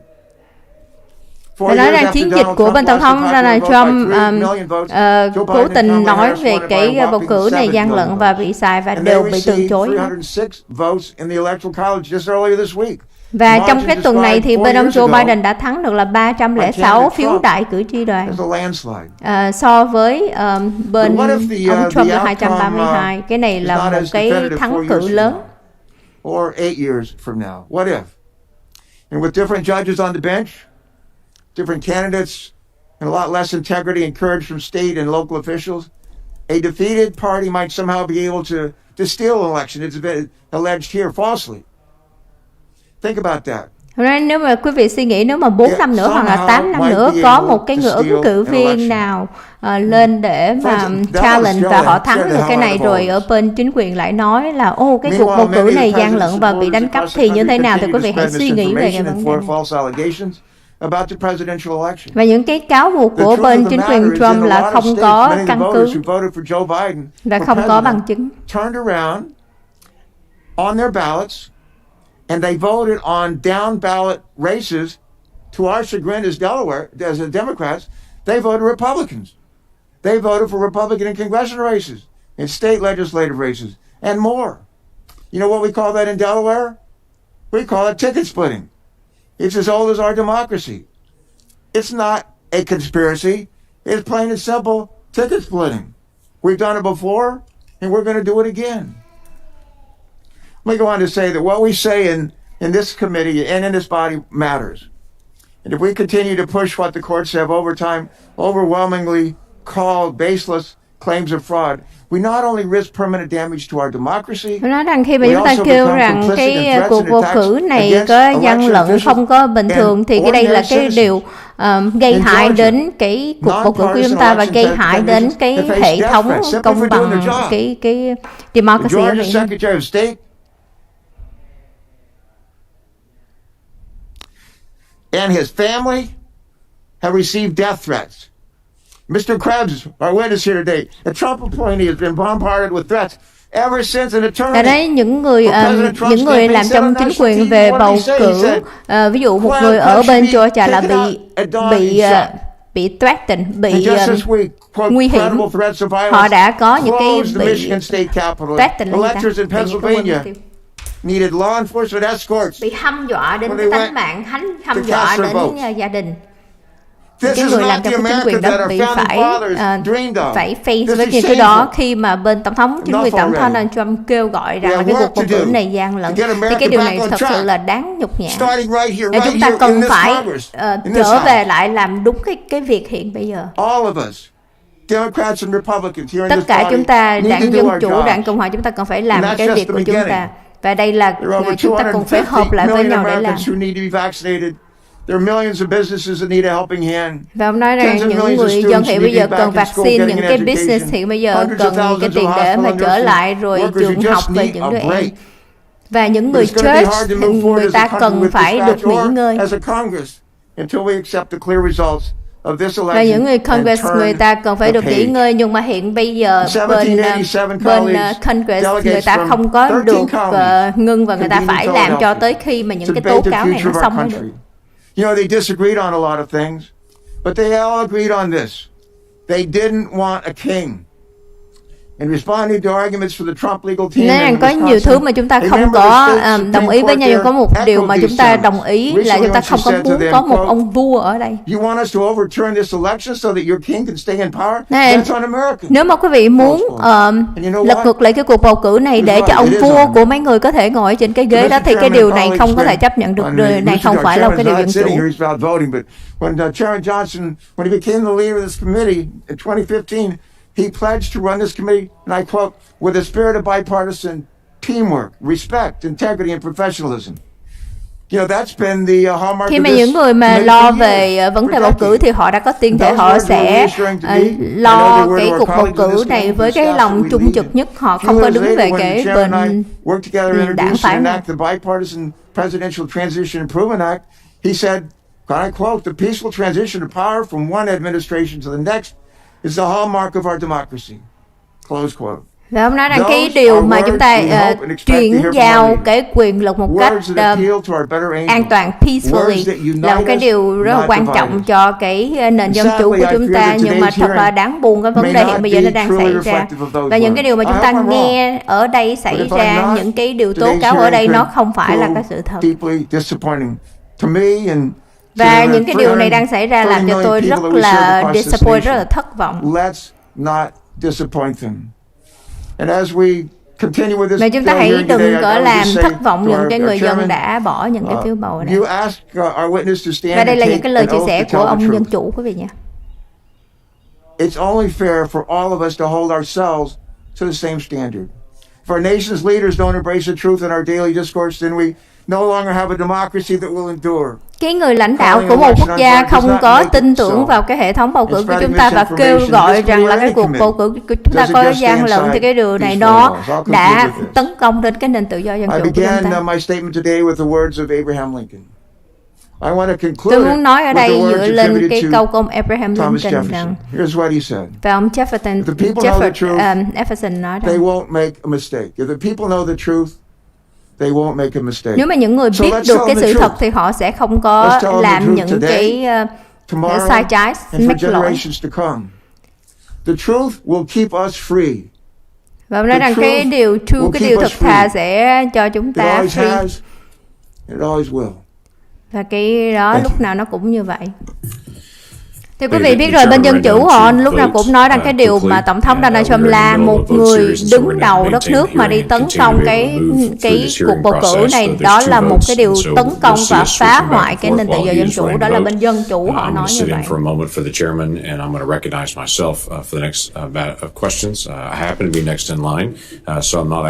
Pulling time here, but I want to be able to recognize myself and be able to do that. When he returns, we'll switch out and I'll run to vote, and then we'll run back and forth. December 2016, there was a poll that was done on if the American people believed that the Russians interfered and changed our election. At that time, 32% tháng 12 2016 thì người ta hỏi rằng là có tin tưởng rằng là bên Russian có nhúng tay vào để mà thay đổi cái cuộc bầu cử này hay không, thì 37% đã tin là có như vậy. Và vì cái 77% người đã tin tưởng có vậy, và chúng ta đã bỏ biết bao nhiêu tiền vào cái điều tra cái cuộc bầu cử của năm 2016, và đã có nhiều tháng vào cái thời gian rất nhiều bỏ vào trong đó. And work to be able to get that implemented. We did 6 different public hearings on Russian interference just on that one topic. Và chúng ta đã có những cái cuộc điều trần, có tổng cộng là 6 cuộc điều trần để mà lắng nghe về cái vấn đề bên Russian đã nhúng tay vào cái cuộc bầu cử của năm 2016. A few days ago, another poll trong vài ngày về trước asked the question, thì có một cái poll nữa cũng hỏi như vậy là quý vị có tin tưởng rằng là có cái sự gian lận, có cái sự gian lận hay không? Thì trong năm nay tháng 12, 46% đã say yes. Và những người vote cho Trump là 80% say yes. Những người bầu cho Biden 16% cũng nói là yes. We watched what happened in 2016 and what the American people thought and saw, and chúng so ta we engaged nhìn in lại hearings, ở we bên looked at the issues and 2016 determined những do cái things gì need người to dân change. nghĩ và Much of the work đã that's gone thấy. on the last several years to be able to get paper ballots into states happened because this Congress engaged on an issue where we saw an obvious problem. Và chúng ta thấy rằng là khi mà bầu cử bằng giấy qua mail để hoàn toàn có cái vấn đề, và chúng ta đã bỏ tiền vào, và cũng như là chúng ta muốn cố gắng để mà thay đổi để. Thì cái câu hỏi là bầu cử qua mail là chúng ta có cái khả năng để mà bị vấn đề gian lận hay không, thì cái câu trả lời là yes. Thì trong năm nay cái câu hỏi là bầu cử qua mail như vậy có cái khả năng gian lận hay không, thì quý vị lại nói là move on, hãy bỏ qua và tiến về phía trước. Và một bên thì nói rằng là hãy làm ngơ những cái vấn đề này và hãy tiến về phía trước như vậy. By that evening, we were counting votes and all absentee ballots had been received. There was much less opportunity for accusations of fraud because all of our ballots were in. Amazingly enough, a week after the Nếu như election mà was trong cái completed, ngày 3 this tháng November, 11, ngày cuối ngày khi mà đếm hết và chứng nhận hết thì sẽ không có cái vấn đề ai nói rằng có cái vấn đề gian lận ở đây. Nhưng mà sau đó thì cả tuần sau và chúng ta vẫn đếm và vẫn ngày vẫn đếm. Và khi mà hỏi thì nói rằng chúng tôi không biết chắc chắn rằng chúng ta có bao nhiêu phiếu nữa cần phải đếm. Thì những cái điều này đã cho thấy rằng là cái khả năng cho gian lận xảy ra. Thì ở đây nó rất là hợp lý và hợp pháp để cho mà chúng tôi nói rằng là cái cuộc bầu cử này nó có khả năng bị gian lận, thì chúng ta phải cho một cái cơ hội để chúng ta giải quyết cái vấn đề này. A ballot to everyone in the state, even if they didn't ask for it, does it provide an opportunity for fraud, especially when the state did not first purge or verify those addresses, and they sent thousands of ballots to people. Khi mà những cái phiếu bầu này được yêu cầu gửi qua mail, và đặc biệt nữa là những cái phiếu bầu này không có kiểm tra cái signature và không những cái địa chỉ ở đây, những cái người này không có người sống ở cái địa chỉ đó, và đó là một cái điều, một cái vấn nạn mà chúng ta cần phải nhìn đến và chúng ta cần phải thay đổi. Năm 2016 thì nói rằng chúng ta cần phải, năm 2016 chúng ta nói rằng chúng ta cần phải chỉnh sửa lại cái khả năng để mà bị gian lận như vậy. Nhưng mà năm nay khi mà mang cái vấn đề này lên thì nói là hãy bỏ qua và hãy tiến về phía trước. Or if they've moved into your state and they're registered somewhere else, it helps them determine if có hai cái tiểu bang có xảy ra là người ta đã move đi, người ta để dời đi cái tiểu bang khác rồi, nhưng mà người ta vẫn là có cái vấn đề họ đăng ký ở đây và họ bầu ở đây nữa. They literally are on the system, but they're not actually purging their rolls when they know there are people that have moved out of their states and have been informed of that. Và cái vấn đề ở đây đáng nói là những người làm ở trong chính quyền và họ biết những cái người bầu này họ đã move đi tiểu bang khác và họ đã có nói với chính quyền nhưng mà lại có các phiếu bầu ở đây. Cả cái hệ thống đã biết được là có 90.000 người đã như thế, và cái hệ thống cái system đó đã bị sai rồi. The people are voting after they're dead, and this is what I hear over and over again. This has been going on for years. Và có cái điều này tôi nghe So why don't we fix it? Thì có cái điều mà tôi nghe rằng là cái điều này nó đã xảy ra từ cả bao nhiêu năm nay rồi. Thì thế thì tại sao mà chúng ta không cần phải sửa cái điều này mà quý vị lại kêu là hãy move on đi? Voted more than once, according to your work in this. Move on có nghĩa là bỏ qua, tiến về phía trước, không có nhìn đến. Nevada that were dead. 19,000 people voted though they did not live in Nevada. And they weren't a college đang nói về student. cái vấn đề Nevada gian lận dã man. 8,000 people voted from a non-existent address. 15,000 people voted though they were registered to a commercial address. Bầu cử là không có cái địa chỉ rồi dùng cái địa chỉ ma, rồi đồng thời nữa là những cái phiếu bầu dựa trên cái địa chỉ của những cơ sở thương mại. When someone votes twice, and we do have that occasionally, and about 50 times a year that actually occurs in our state, we prosecute individuals that vote twice. Cái câu hỏi của tôi là ở tiểu bang của tôi, nếu một người nào đó mà bầu 2 lần thì cái người đó bị lên án và bị bắt. Thì cái câu hỏi của tôi là ở Nevada hiện bây giờ có những con số nó rất là như vậy, và chúng ta có một cái cuộc lên án và cũng như cái người bầu cử sai lận như vậy có bị bắt hay chưa, thì ông này nói là hoàn toàn không có. Cho nên vì vậy chúng ta cần phải làm rõ cái điều này. But if we are going to enforce voter integrity laws, they must be enforced, and we are confident. Chúng ta cần phải áp dụng cái luật bầu cử và chúng ta cần phải làm rõ cái điều này. Prosecutors months, sometimes even years, to go through subpoenas and warrants and using the FBI to go investigate these things. Once a good hard look at these cases is examined, an honest look, if we do that, there should be charges brought. Họ nói rằng là cho dù là nhiều khi nó phải tốn nhiều thời gian, vài tháng, như cả năm để mà điều tra những cái vấn đề này, mà một người thật sự dùng tim để mà muốn làm cái điều này thì sẽ bảo đảm rằng sẽ có người bị bắt.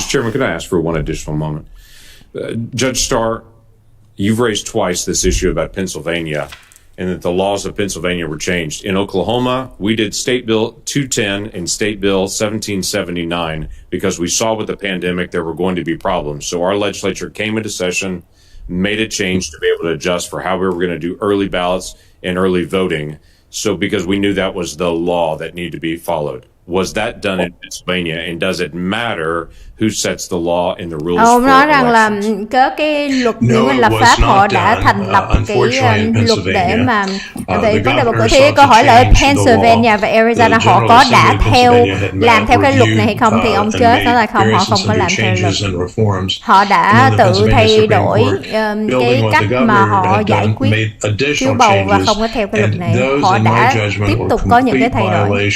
Và theo cái sự hiểu biết của tôi, đó là cái điều hoàn toàn là phạm với hiến pháp.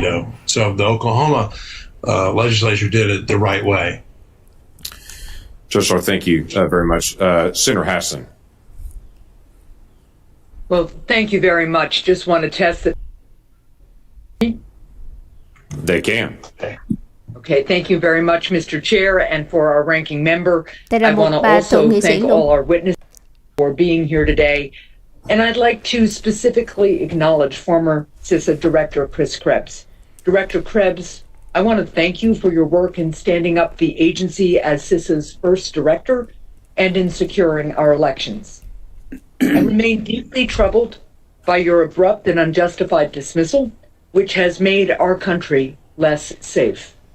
Now, more than ever, the challenges of this pandemic and our nation's increased reliance on online services requires the experience and steady leadership that you have displayed.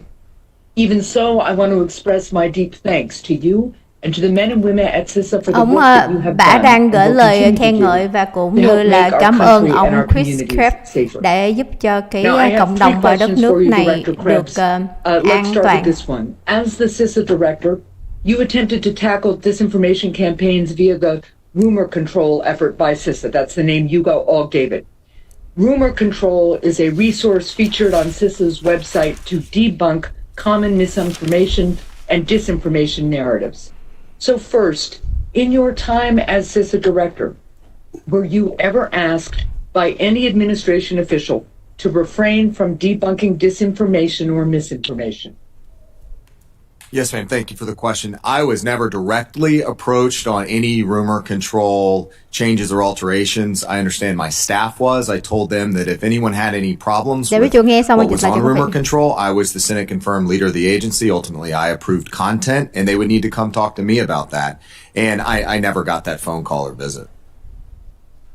But you are saying that staff did report to you that there was outreach from officials asking them to make changes. Yes, ma'am.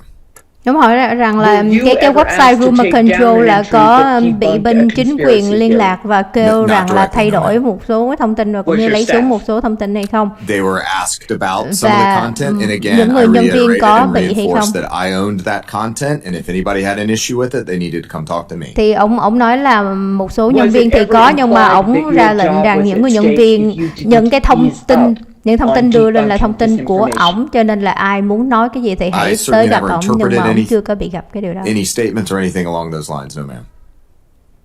Well, I would like to explore with you further, perhaps after this. Tôi muốn tìm hiểu với ông thêm nữa.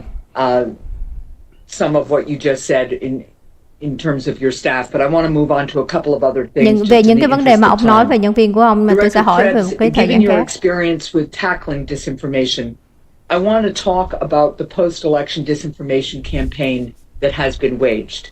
The president and many others have tweeted outlandish claims of massive voter fraud and truly wild conspiracy theories. However, the president's lawyers won't or don't usually bring these same claims when they go into court. When they do, the judges, often conservative or Republican-appointed judges, have dismissed them. Director Krebs, given your experience with disinformation nói là bên chính quyền Trump tiếp tục để mà lan truyền cái thuyết âm mưu và cũng như tấn công về cái nền bầu cử và không có những cái bằng chứng, và bên team pháp luật của Tổng thống Trump thì cũng nói như vậy, nhưng mà khi bước vào tòa án thì lại nói khác, và những cái điều mà họ đưa lên thì bên thẩm phán người ta đã từ chối và người ta đã bỏ đi. Initially foreign activities, but it became more of a domestic or even uncertain origin. And it was things again like hammer scorecards, some of Và these đang hỏi claims về là involved giống như malicious ở bên algorithms, ngoài and có they tấn were công vào pretty cái hệ thống straightforward to hay không? debunk in the early days, but they continue to this day. There's confusion being sown about how election machines are used, how they fit into the process. Even now in Michigan right now with Antrim County, there was a forensics audit done on some of the machines there, and there was a group that released a report. Ông đang nói về cái report pháp y, cái report pháp y ở cái quận Antrim. Và mới tôi nhìn vào cái này 23 trang và trong đây nói rằng là chúng ta không có thể tin tưởng những cái máy này. And it claims that there was a 60% error rate. Và khi mà tôi nhìn vào đây thì người ta nói rằng là 60% cái error rate, cái lỗi. It makes the claim that then, 68% of the votes cast Và tôi nhìn are tôi thấy trong đây nói là 68% and I've seen those claims being repeated on social media by the campaign by the president. And so I wanted to understand what that was all about. So I looked at it, and in fact, it was not that there were 68% of the votes that were errors. It was that the election management system's logs had recorded 68% of some sort of the logs themselves had some sort of alert rate. Và ông nói rằng khi mà tôi nhìn vào lại thì cái hệ thống ở những cái tiểu bang này họ log lại là 68% có alert, có nghĩa là alert vàng là nó chữ warn nên nó chữ báo hiệu là cần phải nhìn, nhưng mà không phải là sai. To bracket zero bracket, and that is being claimed to mean that somebody tried to get in the machine and wipe the records. And so I looked at that and I said, trong cái report nói rằng là có người vào để mà xóa bỏ cái report này. These are Windows-based machines. The election management system is a Windows-based machine, and the election management system is coded with a programming language called C#. There is no permission to bracket zero bracket is a placeholder for a parameter. So it may be that it's just not good coding, but that certainly doesn't mean that somebody tried to get in there and zero.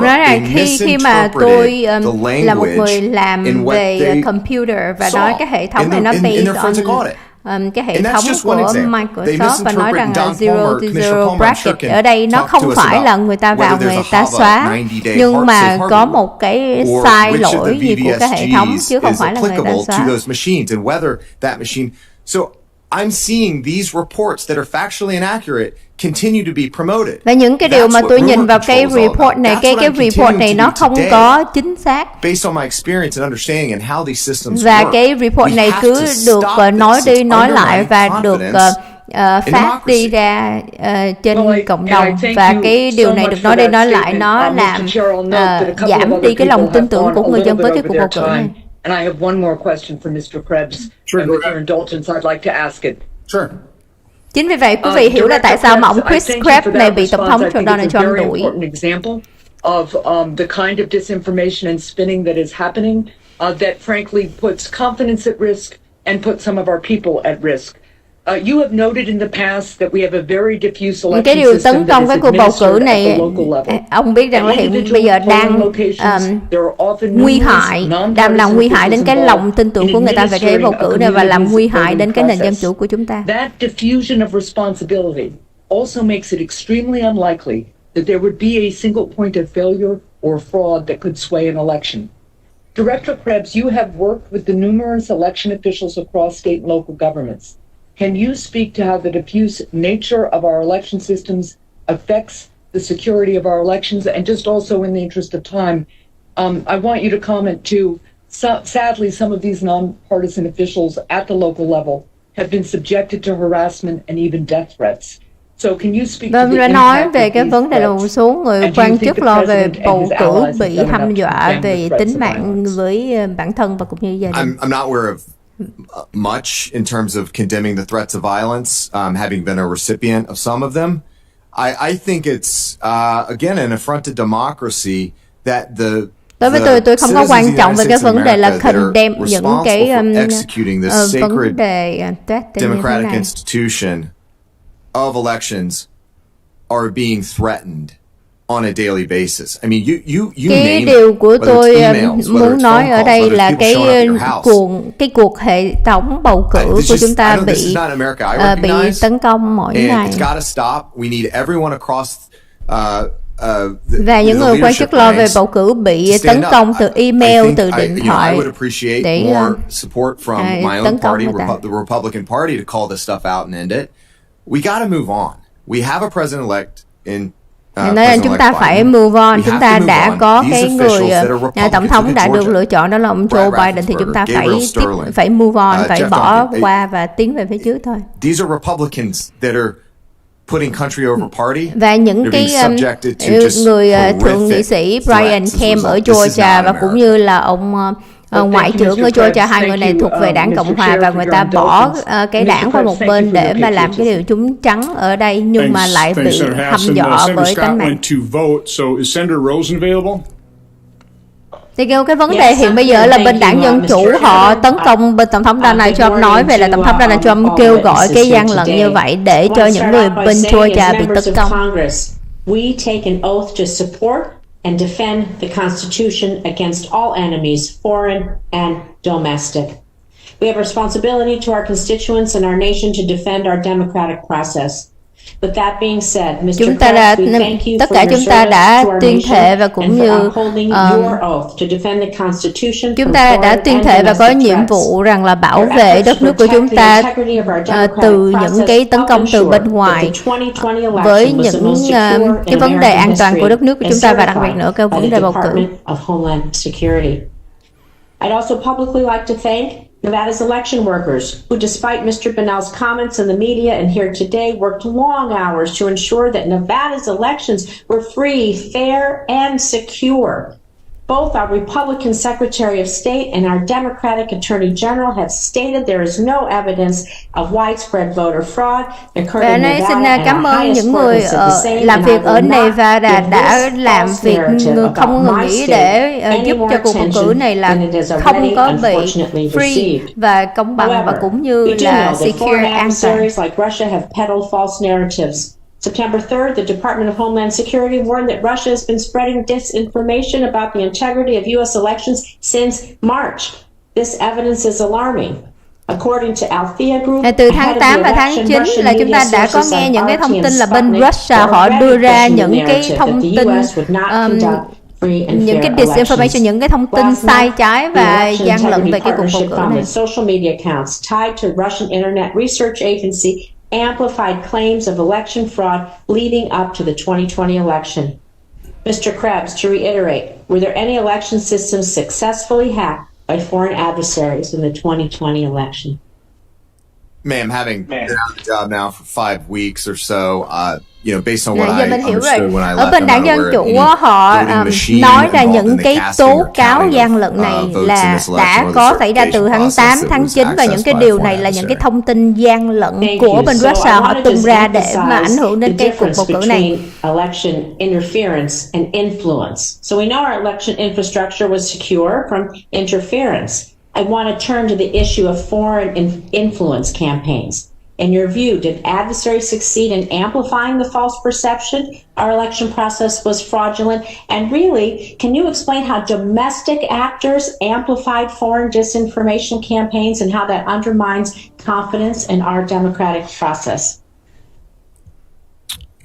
So I think what we saw, I believe, is October 22nd. We did see some Iranian efforts. I've talked about this before, where there were some emails that popped up on that day, claiming to be reportedly from the Proud Boys that were talking about, bên Iran có nói về Proud Boys. It said, you need to change your registration and vote for President Trump. If you don't, we will find và you nói ra and những cái take care of email business, I guess. bên Proud Boys có hăm dọa những người bầu cử của Dân Chủ kêu là phải thay đổi bầu cử và bầu cử qua Trump mấy là tao sẽ xử cái cơ sở thương mại của mày. And in the meantime, in the ensuing 27 hours, we were able to determine that was in fact an Iranian operation. And I think what was one of the true success stories of the Protect 2020 effort and defending democracy this time around was the fact that rather than 4 months, in 27 hours, we went from detection to sharing that information with the American people. There is one element that doesn't get a lot of play, though, is that prior to making that assessment, following up on my commitment to our partners in the state and local election community, we held a call with the election officials and said, look, this is what we're seeing. You need to know this. And then we went to the public. Mr. Krebs, I just have about 2.5 minutes left, so I would like to yield the rest of my time to you, because you did take an oath to uphold the Constitution when you were sworn in as director of CISA, and so I want you to address anything that you feel we haven't already asked today and give you an opportunity to speak in the last 2.5 minutes. Đây là cái cơ hội tôi muốn dành cho ông để mà ông có muốn nói thêm những cái gì mà chúng tôi đã không có hỏi ông và ông muốn nói thêm thì ông có 2 phút rưỡi. My team at CISA for the work they did. Tôi muốn nói là tôi không có thể nào mà hãnh diện hơn nữa với cái đội ngũ làm việc của chúng tôi. Và trong 9 tháng qua, cái đội ngũ của tôi đã lo cho cái cuộc bầu cử này và cũng như cái sự an toàn của đất nước này cho dù cái đại dịch. Tôi tin tưởng rằng Protect 2020 effort, working with our partners in the federal government, whether it was in the intelligence community or the Department of Defense, was the single best representation of a unified government effort. Everybody got it. There were no turf wars. There was no parochialism. Nên chúng tôi đã làm việc cộng tác với những cái department khác để mà chúng tôi bảo vệ cái nền dân chủ của đất nước này. Election workers out there across the country, the hundreds of thousands of election workers that risk their lives, and that's not a joke, right? Và những người nhân viên người ta lo về bầu cử này, họ cả 100.000 như vậy, họ phải đi vào để họ làm lo về cái cuộc bầu cử này. Họ đang phải thí mạng của họ, tại vì hiện giờ chúng ta đang ở trong cái mùa đại dịch, để mà tất cả chúng ta có cái cơ hội để mà đi bầu. Rồi cuối cùng họ đã thí cái mạng của họ rồi để đổi lại là bị cái sự hăm dọa với tính mạng và cái gia đình của người ta. Cho nên hiện bây giờ cần phải chấm hết và chúng ta cần phải bước qua và tiến về phía trước. Yeah, we survived this, I think. It was strong enough to survive, but democracy in general is fragile. It requires cái democracy của chúng ta so far thì nó vẫn còn được sống và tồn tại, nhưng mà nó rất là fragile, rất là nhẹ nhàng dễ vỡ. We risk losing that democracy. Và hiện bây giờ cái vấn đề đang xảy ra nó risk chúng ta mất đi cái sự tự do và cái nền tự do của đất nước này, cho nên chúng ta cần phải chấm hết, bỏ qua và tiến về phía trước. Thì cái này là cái điều mà bên đảng Dân Chủ họ đang tuyên truyền và họ đang nói bây giờ là chúng ta không thể tiếp tục như vậy nữa, chúng ta cần phải chấm hết để mà tiến về phía trước, tại chúng ta đã có người thắng cử rồi đó. Thì cho nên khi mà quý vị nghe thì quý vị hiểu. Senator Hawley, are you on WebEx? I'll try Senator Sinema. Well, then I'll pick up the slack.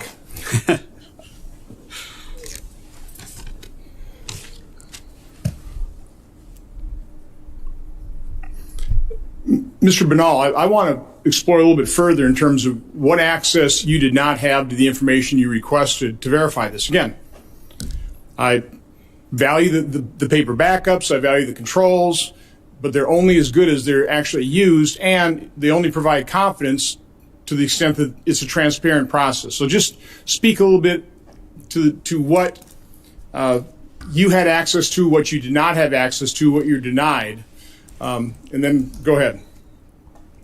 Cho cơ hội để ông Bernard chia sẻ thêm chi tiết hơn là ông đã bị từ chối để mà access, có nghĩa từ chối cái cơ hội để mà tiến gần về. Let's talk about the paper backups on the electronic machines. We were denied any access to those except for from one machine in the entire state of Nevada. We were denied that access. That I wish I could have quoted Mr. Krebs when we were fighting our discovery fights at the in Nevada, saying how important it was to get access to these. We couldn't see any paper backups, and on top of that, the printers on the machine were malfunctioning at such a high rate. We doubt that the paper backups were actually giving us anything of use anyhow. So these paper backups that are supposed to provide such transparency, we couldn't use them. We couldn't see them. We couldn't use they provided us zero transparency at all, except in one machine in the entire state of Nevada. Another example is the fact that we were denied any meaningful discovery in the case in order to go and examine the full extent of the voter fraud. For instance, nói rằng là giống như bị từ chối cái khả năng để mà vào kiểm tra những cái phiếu bầu này. Rồi không có được cái giấy triệu tập, và cũng như là những người nhân chứng người ta đã có tuyên thệ thì lại tòa án lại không có cho phép những cái người này vào để mà làm những nhân chứng, rồi bị từ chối. Và chúng tôi bị từ chối cái quyền để mà đưa ra những cái bằng chứng của chúng tôi. We tried to be able to understand the code of these machines, to be able to find out, for instance, chúng tôi muốn hiểu cái code của những cái machine này. Whether machines were hooked up to the internet, là whether any of that những cái machine này nó có câu về internet hay không, và chúng tôi muốn làm cái khám nghiệm pháp y cho những cái máy này. Chúng tôi đưa những người expert về Nevada vào Nevada để mà có thể khám nghiệm và cũng như theo dõi. Nhưng mà chúng tôi không được phép để mà đứng gần, và chúng tôi không được phép để mà điều tra pháp y ở Nevada. Chúng tôi đã bị từ chối ở Nevada những cái điều đó. Chúng tôi không có cái cơ hội để mà tìm hiểu ra những cái máy này nó bị cái gì.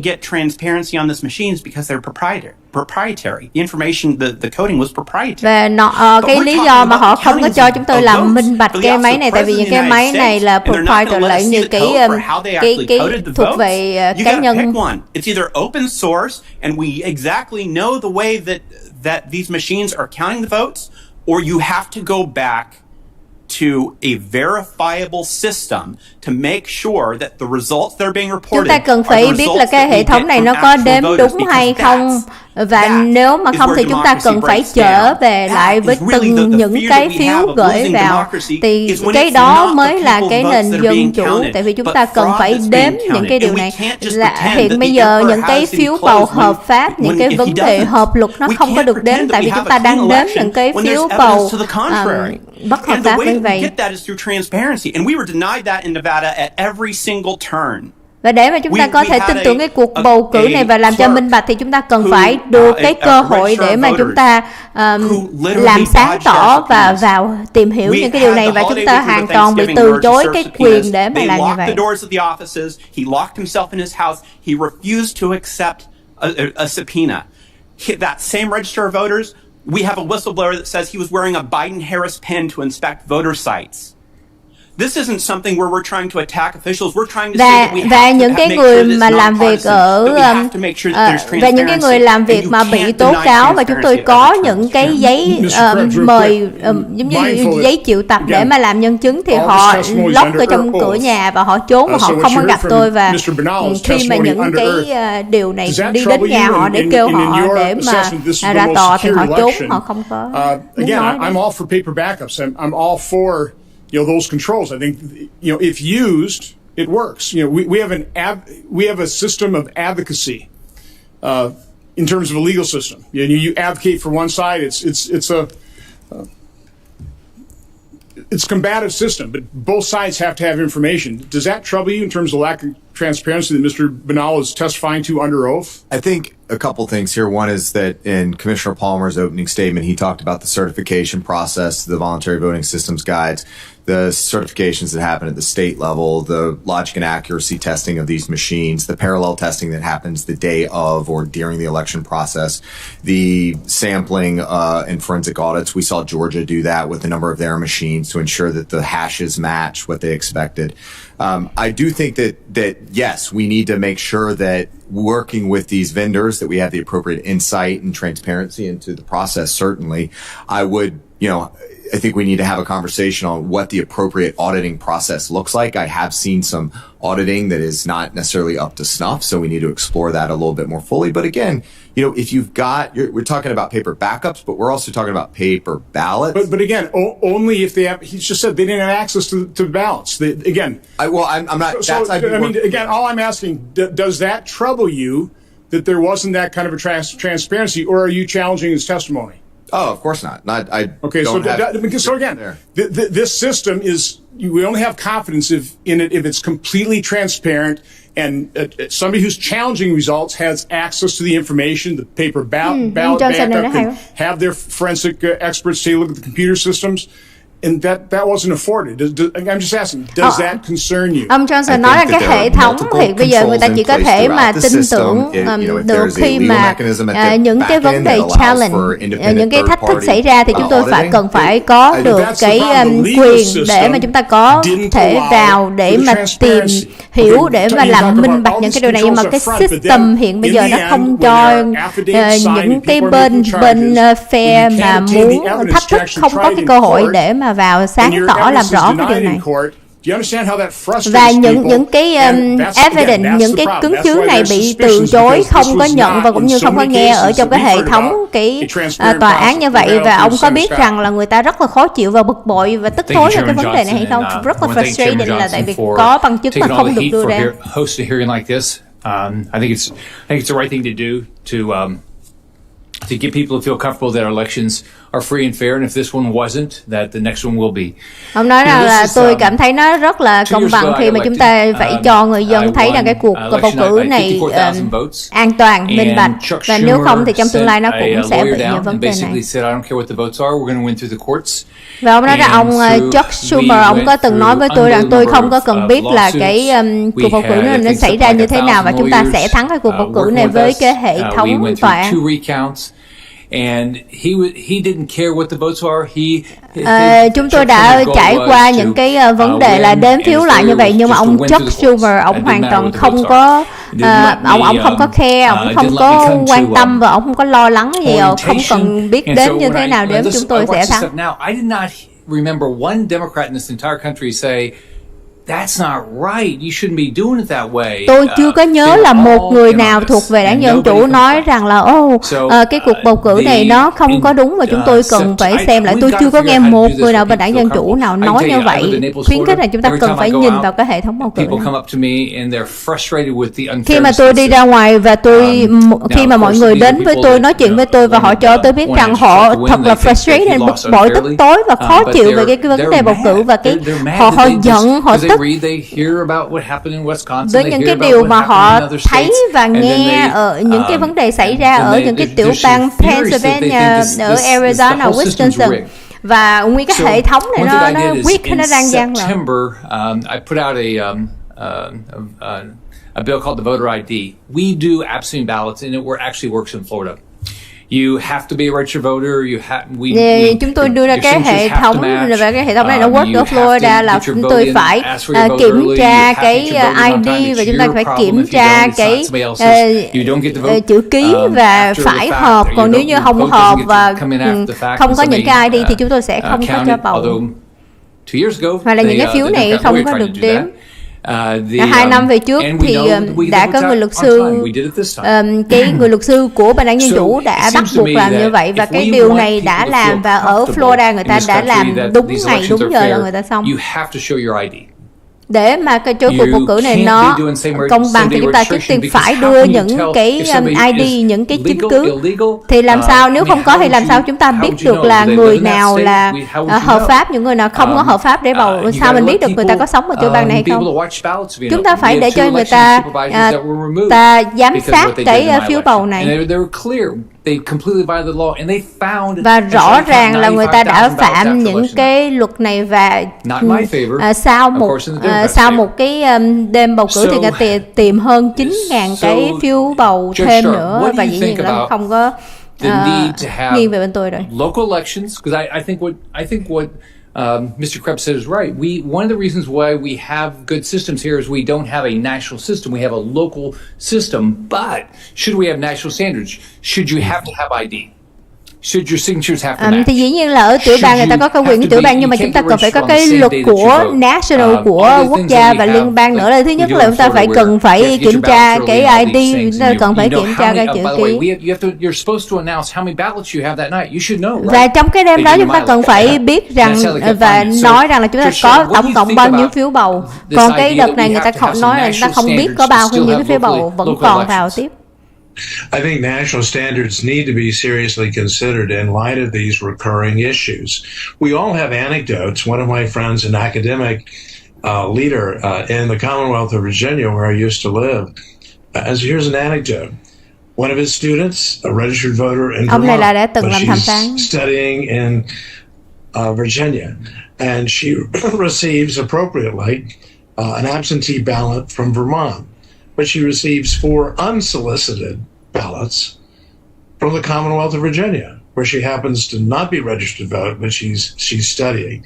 And everyone is hearing these anecdotes, and they're saying, well, aren't there control mechanisms in place? And so the issue of decentralization is you will continue to have these varieties and vagaries unless and until there is some enormous reforms in state government. Or then Congress, using its powers under Article 2, under Article 1 in this particular instance, says we need to step in and have regulations to ensure integrity. And a signature requirement is one of the bases. I like to say, Senator Scott, you've got to show ID if you want to check into a hotel or get through some TSA security. So don't we want to have those kinds of safeguards just to ensure, yes, this is going to be an honest election, which I think is all và đặc biệt nữa là cái vấn đề kiểm tra cái ID là cần phải có, giờ cho dù mình đi vào trong cái hotel thôi, người ta cũng cần mình check cái ID để kiểm chứng rằng cái người đó có đúng thật sự là người này không. Thì cái cuộc bầu cử nói chung là phải có cái điều đó, nhưng mà họ không có làm. Senator Scott, I think it would absolutely go miles to make sure that people were confident in the results of the election if we put in simple methods to make sure that the people who vote are who they purport to be, that one person only gets one vote, that the way that the ballots are counted leads to an accurate total. These things shouldn't be partisan. These things should be exactly what we do to protect our republic and make it so that people know that the results are accurate. Chúng ta cần phải có cái hệ thống để mà chúng ta kiểm tra cái signature để mà chúng ta chứng nhận và xác nhận rằng một người một cái phiếu bầu thôi. Thì cái process này đáng lẽ là không có nên dựa vào cái đảng nào mà phải đứng giữa, nhưng mà cái điều này nó không có xảy ra như vậy. Democrats had done in the majority of the court, in the Supreme Court, as absurd and bizarre. And the reason they referred to it that way is they said, the issue here is what confidence do people have in the election process? So, if that's what we hear, ông nói rằng cái điều mà những người dân hiện bây giờ người ta nói rằng là cái hệ thống tòa án bây giờ là một cái điều đáng cười, đáng xấu hổ, như là cái cách mà họ xử việc như vậy. Và cái điều này chúng ta nghe rất là nhiều, và đặc biệt nữa là cái lòng tin của những người dân về cái cuộc bầu cử này người ta không có còn, người ta không có tin, làm sao người ta có thể tin được. Did not want the court to do is to actually address the substantive question. Nhưng mà cái điều của bên campaign của ông Joe Biden thì ông không có muốn tòa án người ta nhìn vào cái điều này. I mean, it's a great frustration in the Chief Justice when she said 4 members of this court throw the cloak of latches over numerous problems that will be repeated again and again until this court has the courage to correct them. Candidly, it was all Democrat talking points. I mean, they just make the same thing. I heard something about Justice Karofsky's comment. It was just a talking point. Nên những cái điều của những người thẩm phán nói chỉ là những cái lời nói thôi. Who have taken this seriously. Họ không có take những cái điều này seriously, giống như họ chỉ nói và họ không có họ không có nghiêm túc để mà nhìn vào những cái vấn đề này. It undermines the integrity of our system. Khi mà họ không có nghiêm túc để mà nhìn vào những cái vấn đề như vậy thì đang giảm đi, làm suy yếu đi cái nền tự do democracy của chúng ta. Tòa án mà không có nhìn và giải quyết cái vấn đề này thì ai sẽ là người giải quyết? That the election would have turned out differently in Wisconsin if according to our allegations and according to our proofs, the court accepted those, that the election result would be different. But instead of addressing the substantive claims, họ nói rằng nếu như mà tòa án họ chấp nhận để mà nghe và nhìn đến những cái cuộc thưa kiện này, thì cái cuộc bầu cử, cái kết quả nó có khả năng là đã là khác rồi. Và bên ông Joe Biden cứ nói là hãy bỏ qua và tiến về phía trước và đừng có nhìn và đừng có nhận những cái kiện này. There really isn't going to be any analysis. And there isn't going to be an opportunity to get the very integrity that we all Nếu mà chúng ta không có nhận những cái case này và chúng ta không nghiêm túc nhìn những cái điều này và những người, và đặc biệt là những cái người thẩm phán, nếu mà họ không có nhìn, họ không có nhận những cái này thì đây là cái điều mà nó ảnh hưởng và nó gây ảnh hưởng nghiêm trọng đến cái nền hệ thống của nước Mỹ của chúng ta. Và nó thật là sai khi mà bên ông Joe Biden chỉ nói rằng là không có nhìn nhận cái không có chấp nhận để mà nghe những cái thư kiện này. Và đặc biệt nữa là những người dân ai cũng không có tin tưởng cái cuộc bầu cử này. So, and part of it is, people don't have enough information, but it's so simplistic when you hear about people that are dead that are vote, people that don't live in the state to vote. Và đặc biệt khi mà chúng ta nghe rằng những cái vấn đề là chúng ta có những người chết bầu cử và chúng ta có những người bầu dùng cái địa chỉ ma, dùng địa chỉ gian lận, chúng ta không thể nào mà để cho nó qua như vậy và chúng ta còn phải làm cho nó rõ ràng. I completely agree. You have to air these. You have to have the information. This is not a dangerous hearing. This is incredibly important and crucial hearing. Đây là cái buổi điều trần không phải là nguy hiểm mà cái điều trần rất là quan trọng để mà chúng ta biết được cái chuyện gì xảy ra. I am, Mr. Chairman. Thank you.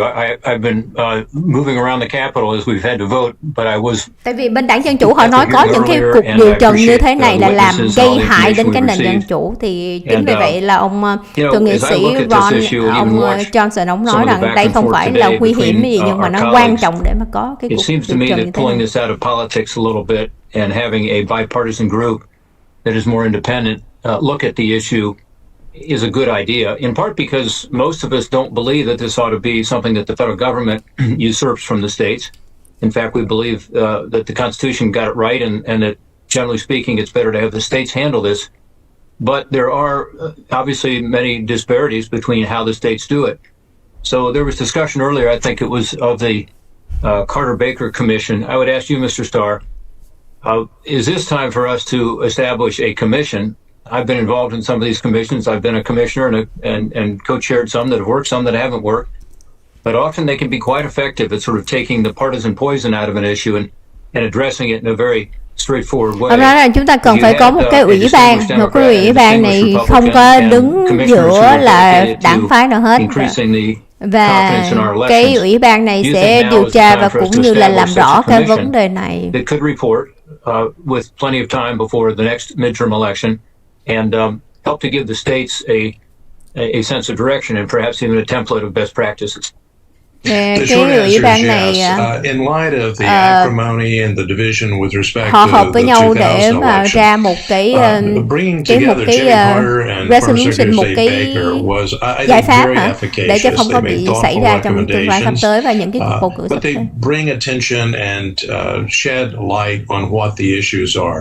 And so, yes, I think taking it out of what is clearly continuing to be a highly bitter and acrimonious discussion, and to say to the American people, thẩm phán này cũng đồng ý rằng là chúng ta nên nhìn vào những cái vấn đề này và chúng ta cần phải làm rõ để chúng ta có thể làm chúng ta có thể cải thiện được cái cuộc bầu cử trong tương lai. Let's not lose sight, even though I'm thankful that foreign interference and so forth, and I very much admire Mr. Krebs and all that, but we're really talking about down in the boiler room, so to speak, of American elections, and that's where I think these reforms need to be, and safeguards need to be in place. Well, thank you for that, and I'm looking forward to working with one of my Democratic colleagues to try to promote this idea. We've had some discussions of it already. And I think tôi today, muốn trong tương lai tôi làm việc với một số quý vị của bên đảng Dân Chủ để mà chúng ta có cái cuộc ủy ban, cái nhóm ủy ban này là không có suy nghĩ đến cái vấn đề là đảng phái nào, mà chúng ta cần phải làm rõ cái cuộc bầu cử để mà giúp cải tiến trong tương lai. During your time there, you were instrumental in building up our defenses on the cybersecurity side. Particularly, thank you for working with Ohio Secretary of State Frank LaRose so well. Frank LaRose and you, I think, were able to provide some examples for other states, as I understand it. You can speak to that. But we have in every county in Ohio the so-called Albert Intrusion Detection Monitoring hardware, which is designed to detect suspicious cyber activity. Can you comment briefly on the benefits of using this kind of detection and monitoring hardware and how it worked? Yes, sir. First off, I want to thank you for actually just the state of Ohio. For some reason, in my senior staff in my front office, two of my top 3 advisors happen to be from Ohio. So you're doing something right there. The Albert systems are intrusion detection. I'm going to put on my mask after you said that, since Parker had his Ohio mask on earlier. So the Albert systems are intrusion detection systems that effectively sit on the network, sit on the wire, that capture traffic, that we can work with our intelligence community partners and develop what's known as signatures, looking for known malicious activity or known interaction with suspicious IP addresses, just looking for bad interaction. And it gives us a good insight into what sort of behaviors may be happening on those networks. And they are actually pretty key after the 2016 election. Once we were able to get a sense of what was happening in Illinois, we could load up some of those signatures and then go do forensics. It is a passive system. It's a forensic system. Where we need to go, though, is building on the trust we've developed through the Albert sensors and through the ISAC and through the coordinating councils, to start deploying more advanced technologies. And I'm specifically talking about some of the endpoint detection and response capabilities that'll actually sit on a computer in a state and local office and be more of a real-time monitoring and mitigation capability. That's how we continue moving forward. We need the same capability in the federal government. We're not there yet, but we have to continue advancing. And I think Congress... I'll stop. Yeah, Chris, and I, again, as you know, I've talked about this. I appreciate what you did for elections. I also am very concerned that our federal government is not up to the task generally. And that's another topic for another hearing, perhaps one where you'll be back to testify. But look what's happened just recently. In the last week, we found out that a very sophisticated group of hackers got into the computers of some of our most sensitive agencies. And so we obviously have a lot of work to do. And I'm not suggesting that CISA was at fault there. But on the other hand, I think we have not yet given even CISA adequate resources and authority to be able to handle all these issues, not just the election issues. But obviously we have a huge problem right now with cyber attacks, and we don't know all the details yet. And I want to ask you to get into stuff you don't know about, but it was a massive cyber attack on federal agencies that undercut our national security. We know that. By the way, Senator Paul earlier talked about the fact that there has been some cái ông Chris Webb hồi nãy ông sau khi bà đặt câu hỏi xong ông cái cách ông nói rằng là cái hệ thống của liên bang hiện bây giờ là outdated, cũ rồi, cần phải cấp tiến. Thì nói chung là ông này ông cắt cái ông đó và ông nói rằng là cái hiện bây giờ cái cyber security của mình cũng đang bị tấn công chứ không phải là không. Và giống như cái điều mà ông nói là cái cyber của Mỹ nó an toàn thì giống như ông nói thì nó không có đúng. Although you feel fairly confident that did not happen this time, and obviously, based on what happened in 2016 with the Russians, this is good news. But also with regard to domestic cyber attacks, is that what your report was about? Is he accurate in saying that? Yes, sir. So, when you come into federal office, you pledge the oath to uphold and defend the Constitution from khi threats, mà nói foreign về and domestic, cyber and that's what we security thì did. tôi không có The dịch được focus of nhiều the là tại statement, vì the joint nói về statement was cái từ security. chuyên môn It was của secure. I computer thì think mình không terms có have đặt been nó. conflated here. Alleging that we were speaking to the fraud aspect. We absolutely were not. We were talking about security, hacking, manipulation of these machines. That was the thrust of the statement. Yeah, I think that's very important to point out, and I think a number of people were confused about that, including perhaps some folks in the administration. Post-election, there's been a lot of talk about signature matching, and I'll end with this, Mr. Chairman. I know we're getting over time here, but in Ohio, what we do is, and we've been doing this for 15 years quite successfully, we send out an application for an absentee ballot. It's then a no-fault absentee. That's how I vote. But you have to send in an application with including a signature. Those signatures are checked, and then the signature on the actual ballot. Once you receive the ballot, you send that in, you have another signature, that's checked, and then of course the two are compared. Nhận về đó, chúng tôi cần phải verify rồi sau đó mới gửi ra cái phiếu bầu vắng mặt. Cái phiếu bầu vắng mặt này phải có cái signature, và khi người ta gửi vào và chúng tôi phải verify một lần nữa. Perhaps comment on that system. Is that a good way to ensure that you have the protection that we all want to have? Thì ông có thể comment về cái hệ thống của chúng tôi là cái hệ thống như vậy nó làm đúng hay không, để mà chúng tôi có thể kiểm chứng rằng là cái phiếu bầu đó và cái và cái phiếu bầu đó có hợp pháp thì có đúng hay không, thì ông nói rằng là cái system đó là good. And based upon some of the comments that were made by many of the senators and the testifiers, I would indicate that we saw a major problem with the dot-com bubble in 2001, which led to the Sarbanes-Oxley bill, much of which is the basis of my testimony today. And in 2008 and 2009, we had the crisis that happened in the banking industry with the no documentation loans. We saw how that worked out and led to the Dodd-Frank bill. I would hope that would happen in 2000 elections and in the Abraham Lincoln election. In this most recent one in 2016 and 2020, there will be similar legislation that could help us restore the confidence that people have that there's some degree of uniform perspective about the requirements that each of the states needs to be able to comply with. What Ohio is doing would have alleviated a major amount of the concerns I had when we had a Supreme Court that decided to legislate from the bench. And Mr. Chairman, if I may say just a word, and that is, I think what Senator Portman, you have identified is a best practice. And it certainly qualifies as one of the things that perhaps a commission, if one is found, could say, we have canvassed the entire 50 states, and here are the best practices. The recommendations could be based on experience as opposed to simply theoretical constructs. Let's just see what has worked in the various states with reputations for honesty and integrity. Yeah, that would be the objective. Thank you, Mr. Darn. Thank you, Mr. Chairman, for your indulgence. Và ông Chớ xong nói cái hệ thống này nó là một cái best practice, là cái cách người ta áp dụng một cách tốt nhất, nhưng mà cái hệ thống này phải nên được áp dụng trên 50 tiểu bang và trên khắp nơi trên nước Mỹ này, chứ không phải là chỉ vài vùng và vài tiểu bang. Tôi muốn nói với quý vị là cái cuộc điều trần nhân tình nó quan trọng như thế này. Khi mà tôi nói chuyện với những người ở thành phố của chúng tôi và tất cả những người tôi đã nói chuyện, họ cảm nhận rằng họ cảm thấy rằng họ bị tước đi cái quyền bầu cử vì cái phiếu bầu của họ không có quan trọng gì hết. Rồi họ nói rằng là cái cuộc bầu cử này nó bị cháo trở, bị thay đổi.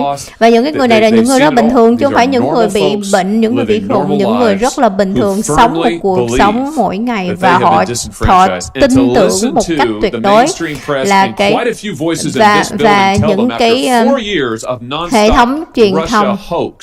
Những cái hệ thống truyền thông trong 4 năm qua tiếp tục nói rằng là cái hệ thống bầu cử của chúng ta bị ảnh hưởng, và như nước ngoài họ muốn có ảnh hưởng đến cái cuộc bầu cử này.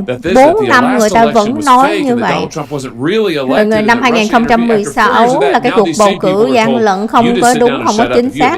Nhưng mà cũng trong năm nay thì cũng những cái người đó bây giờ nói rằng là quý vị nên nín cái miệng lại, quý vị không có nên tấn công cái cuộc bầu cử này. Và tôi muốn nói rằng ở đây người dân Mỹ người ta sẽ không có shut up, người ta sẽ không có bịt miệng, người ta sẽ không im.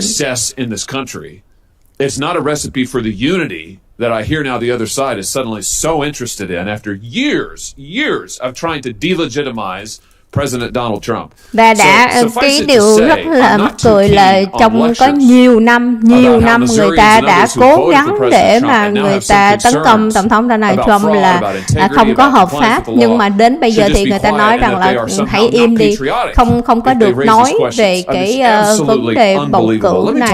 Và nếu như mà mình nói về cái vấn đề bầu cử này là không phải là yêu nước và tấn công đến cái nền tự do dân chủ của mình.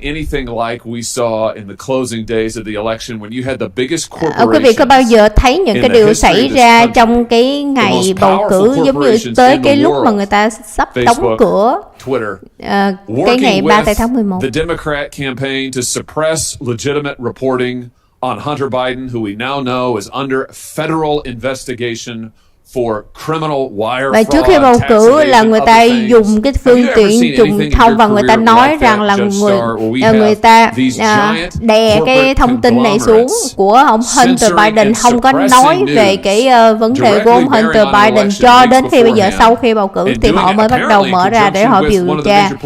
Rồi đồng thời silent censoring để kiểm duyệt những cái thông tin để mà chặn, giống như không cho người ta lên tiếng nói. Thì ông có bao giờ gặp những cái điều này trong cái cuộc đời của ông hay chưa? Ông nói là chưa cho đến thời bây giờ. Saying that our democracy is based upon robust and uninhibited debate, and Justice Oliver Wendell Holmes saying, let's test things in the marketplace of ideas. You can't test places, ideas and theories unless you allow the marketplace of information communication to flourish. Well said. I agree with that 100%. And, it's an extraordinary thing not to be able to get. I've had Jack Dorsey, Mark Zuckerberg under oath.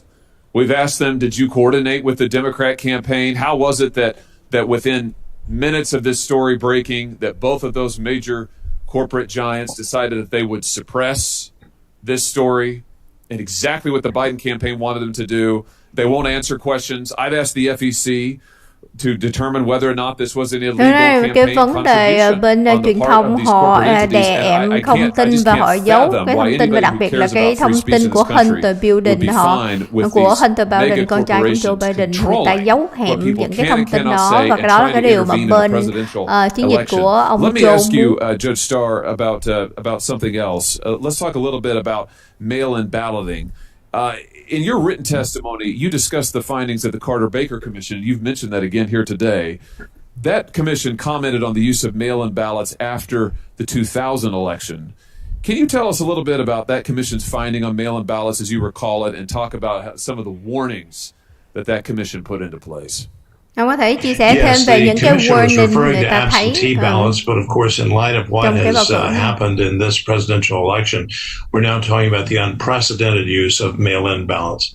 And their concern and their warning of former President Carter and Secretary of State Baker is that this cái điều mà hồi đó người ta thấy và người ta khuyến cáo về cái vấn đề là bầu cử qua mail, bầu cử vắng mặt, thì hãy cẩn thận và hãy giống như theo dõi kỹ về những cái phiếu bầu vắng mặt này, vì nó có cái khả năng mở rộng cho cái sự gian dối cao. Into the voting booth and vote. Someone voted for him or her. We have to have those safeguards in place, and that's what the commission was saying and issuing that fervent warning that it may get worse in a deeply divided country. 26 states, as I understand it, when it comes to mail-in voting, Judge, 26 states now in this country allow third-party ballot harvesting of mail-in votes. That's where you can pay a third party to go distribute the ballots. And you can't do that. Thấy 26 tiểu bang là giống như trả tiền cho người đi ra ngoài để mà trả cái nhóm người thứ ba để mà đi ra đưa ra những cái phiếu bầu vắng mặt, và những cái nhóm người này có thể thâu lại những cái phiếu bầu vắng mặt này. Những cái third party harvesting, những cái điều này đáng lẽ là nó bất hợp pháp trên khắp nơi trên nước Mỹ. approach. By the way, some House Democrats even have endorsed this approach. Would you agree with me that that's a common sense place to start when we think about preventing fraud and addressing it? Và ông có nghĩ và ông có đồng ý với cái vấn đề là khi mà chúng ta làm như vậy cần là đây là một cái bước đầu tiên để mà làm thay đổi cho cái cuộc bầu cử này không? Best practices. We heard from Senator Portman about Ohio. Other states have these safeguards in place. Let's put safeguards in place, but one of them is let's eliminate practices that are so prone to fraud and abuse. And I think that's just the very beginning of what we should do. We should also make sure that poll watchers from both parties can be present at all times. Nói về là những người giám sát viên cần phải được vào để mà giám sát mọi lúc mọi thời gian. Và đồng thời chúng ta cần phải có những cái hệ thống camera để mà theo dõi những cái này bất cứ lúc nào. Đây là những cái lúc mà cần phải có. No big deal. Nhưng mà trong cái đợt này thì chúng ta có cái vấn nạn về cái vấn đề này thì bên dân chủ nói rằng chuyện này bình thường mà không có gì hết, thì tại sao làm lớn ở đây? Và ông nói đây là một cái chuyện rất là không bình thường và cần phải được làm lớn. For your questions and for standing in. Based on one question and the answer from Judge Starr, I just want to read from my opening statement from last hearing. In his reflections on progress, peaceful coexistence, and intellectual freedom, Russian dissident Andrei D. Sakharov wrote, quote, "The second basic thesis is that intellectual freedom is essential to human society. Freedom to obtain and distribute information. Freedom for open-minded and unfearing debate, and freedom from pressure by officialdom and prejudices.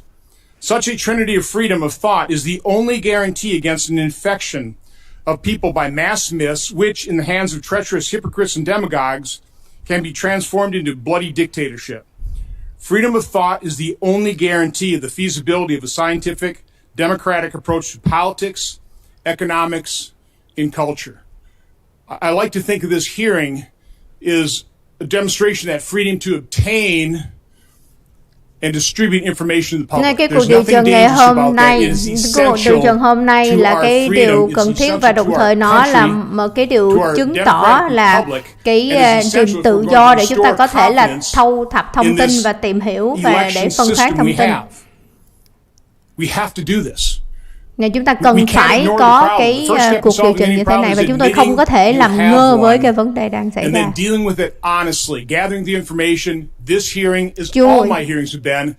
Cái cuộc điều trần này chủ yếu là chúng ta muốn nghe những cái vấn đề xảy ra để chúng ta thâu thập thông tin để mà chúng ta biết cái vấn đề gì để mà chúng ta có thể giải quyết. Chúng ta không thể nào làm ngơ nó và chỉ bỏ qua và tiến về phía trước.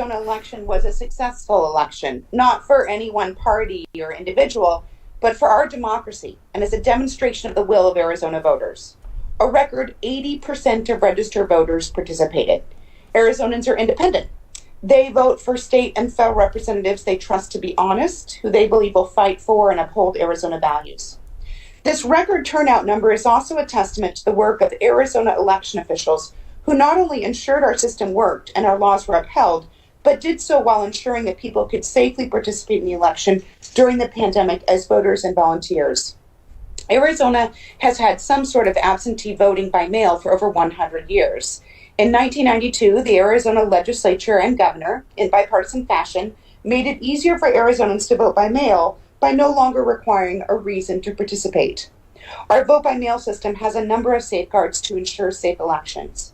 Ballots are mailed out 28 days prior to the election, and each ballot has a tracking mechanism. We use tamper-resistant envelopes, and ballot drop boxes have specific security requirements. Election staff are trained to authenticate signatures, and a voter is contacted if the signature cannot be verified. Arizona also has severe criminal penalties for ballot tampering or for throwing out someone's ballot. In 2018, when I was elected to the United States Senate, nearly 80% of Arizona voters voted early, most of them by mail. In 2020, that increased to 88%. That's 2.9 million votes moving through the postal system in Arizona. Arizona's postal workers put in long hours, many working 65 hours a week for weeks on end, to ensure that ballots got to voters and were returned by state deadlines so they could be counted. Even though many postal facilities in Arizona are short-staffed right now, these essential workers didn't shy away from the challenge or the need to protect our democracy. Arizonans know it takes time to count our votes and determine election winners. When I was elected to the Senate, I was declared the winner 6 days, but it took 12 days to finish counting the votes. Now, that's not an indication of fraud. It shows that election officials are following the law and counting all the votes. That's how elections have worked in Arizona since our state adopted widespread mail-in voting. And it's how things worked in Arizona again in 2020. Our elections this year produced bipartisan results, where members of both parties won elections. Arizona's statewide elected officials from both parties have also confirmed that our election was fair, just, and without fraud. Katie Hobbs, Arizona's Democratic Secretary of State, on December 9th said this about our election. This election is one for the record books for a number of reasons. Participation was at a historic high, as was interest in the inner workings of this civic process, which is the kind of scrutiny that pushes the process to be better. I have full confidence in this election. That confidence has been affirmed by the courts. On November 20th, Clint Hickman, the chairman of the Maricopa County Board of Supervisors, a Republican, said, "No matter how you voted, this election was administered with integrity, transparency, and most importantly, in accordance with Arizona state laws." And on December 4th, the Republican Speaker of the Arizona State House, Rusty Bowers, rejected calls for the state legislature to change the result of Arizona's election. Here's his quote. "As a conservative Republican, I don't like the results of the presidential election. I voted for President Trump and I worked hard to re-elect him. But I cannot and will not entertain a suggestion that we violate current law to change the outcome of a certified election. I and my fellow legislators swore an oath to support the U.S. Constitution and the Constitution and laws of the state of Arizona. It would violate that oath, the basic principles of Republican government, and the rule of law if we attempted to nullify the people's vote based on unsupported theories of fraud. Challenges contesting the Arizona election were brought to the courts and dismissed, including a unanimous ruling by the Arizona Supreme Court confirming a lower court ruling upholding the results of the election challenge. This is how our system works. If there are concerns of fraud or abuse, the courts consider the evidence and make a ruling. Now, I have a few questions for Mr. Krebs. During your work at the Cybersecurity and Infrastructure Security Agency, did you find any evidence that disputes the statements I shared from elected officials regarding the integrity and fairness of the 2020 election in Arizona? No, ma'am. More broadly, what evidence can you offer to support the idea that the election across the country, not just in Arizona, was fair and secure? Again, it's those layered security controls that are in place before, during, and after an election. The thing that I always like to point back to is that increase of paper ballots across the country and the ability to then conduct post-election audits. In Arizona, I believe it was a 2% audit. In Georgia, they did a risk limiting audit that then triggered a full hand tally. The outcomes were consistent, 5% audit in Wisconsin. Ok, so cái bà này á, thì dĩ nhiên là bà ở bên đảng Dân Chủ thì bà nói rằng vì cái đại dịch này cho nên ở tiểu bang họ cần phải thay đổi cái cách bầu cử, và đặc biệt nữa là những cái cách họ thay đổi để mà giúp cái sự an toàn cho những người dân, và đồng thời nữa là để giúp cho mọi người có thể đi ra bầu. Chính vì vậy người ta gửi ra, mail ra những cái phiếu bầu vắng mặt 28 ngày trước đó, và những cái mail phiếu bầu vắng mặt này, cái đơn này nó đều có cái security, có cái mã số để cho người ta theo dõi, để người ta giám sát. Rồi đồng thời khi mà những người mà nhận được những cái phiếu đó có thể là an toàn lợi những cái thùng mailbox, những cái thùng bỏ để mà bầu cử, và ở cái thùng này có cái hệ thống an toàn để mà bảo mật cái thùng này. Rồi bà có khen là những người nhân viên lo về bầu cử họ phải lo làm sáng ngày tháng đêm, có người làm phải 65 tiếng một tuần để mà bảo đảm cho cái cuộc bầu cử này an toàn và mọi người có cơ hội để mà đi bầu. Và người ta cần phải có cái thời gian để người ta đếm những cái phiếu này là 12 ngày, tại vì những cái phiếu bầu này cần phải được đếm hết tất cả, cho nên người ta cần cái thời gian là 12 ngày để mà đếm. Rồi nói rằng ở tiểu bang Arizona, bà đã nghe nhiều người nói và người ta đã confirm, người ta đã xác nhận rằng là cái cuộc bầu cử này là fair, công bằng và không có gian lận.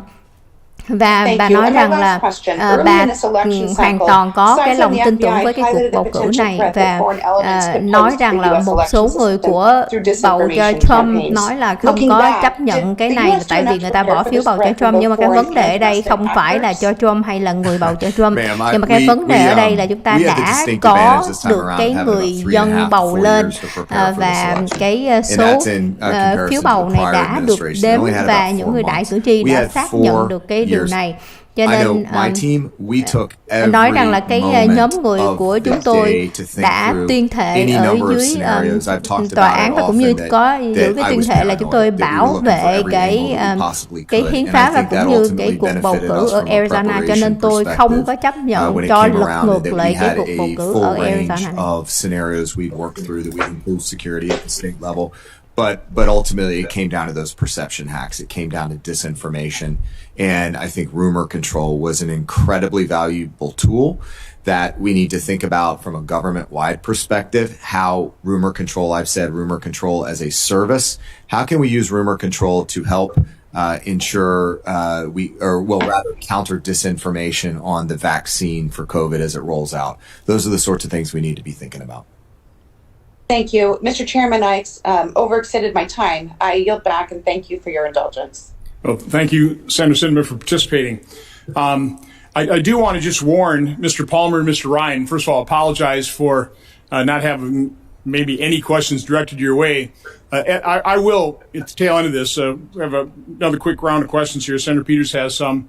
But I will ask you a couple questions. Then what I will tell all the witnesses as a final summary, this actually got from this technique from Senator Carper, is we'll give you each an opportunity to make kind of a final statement, things that either you weren't asked mỗi người có một cái cơ hội để mà nói cái statement cuối của mình, hoặc là có thể đặt cái câu hỏi.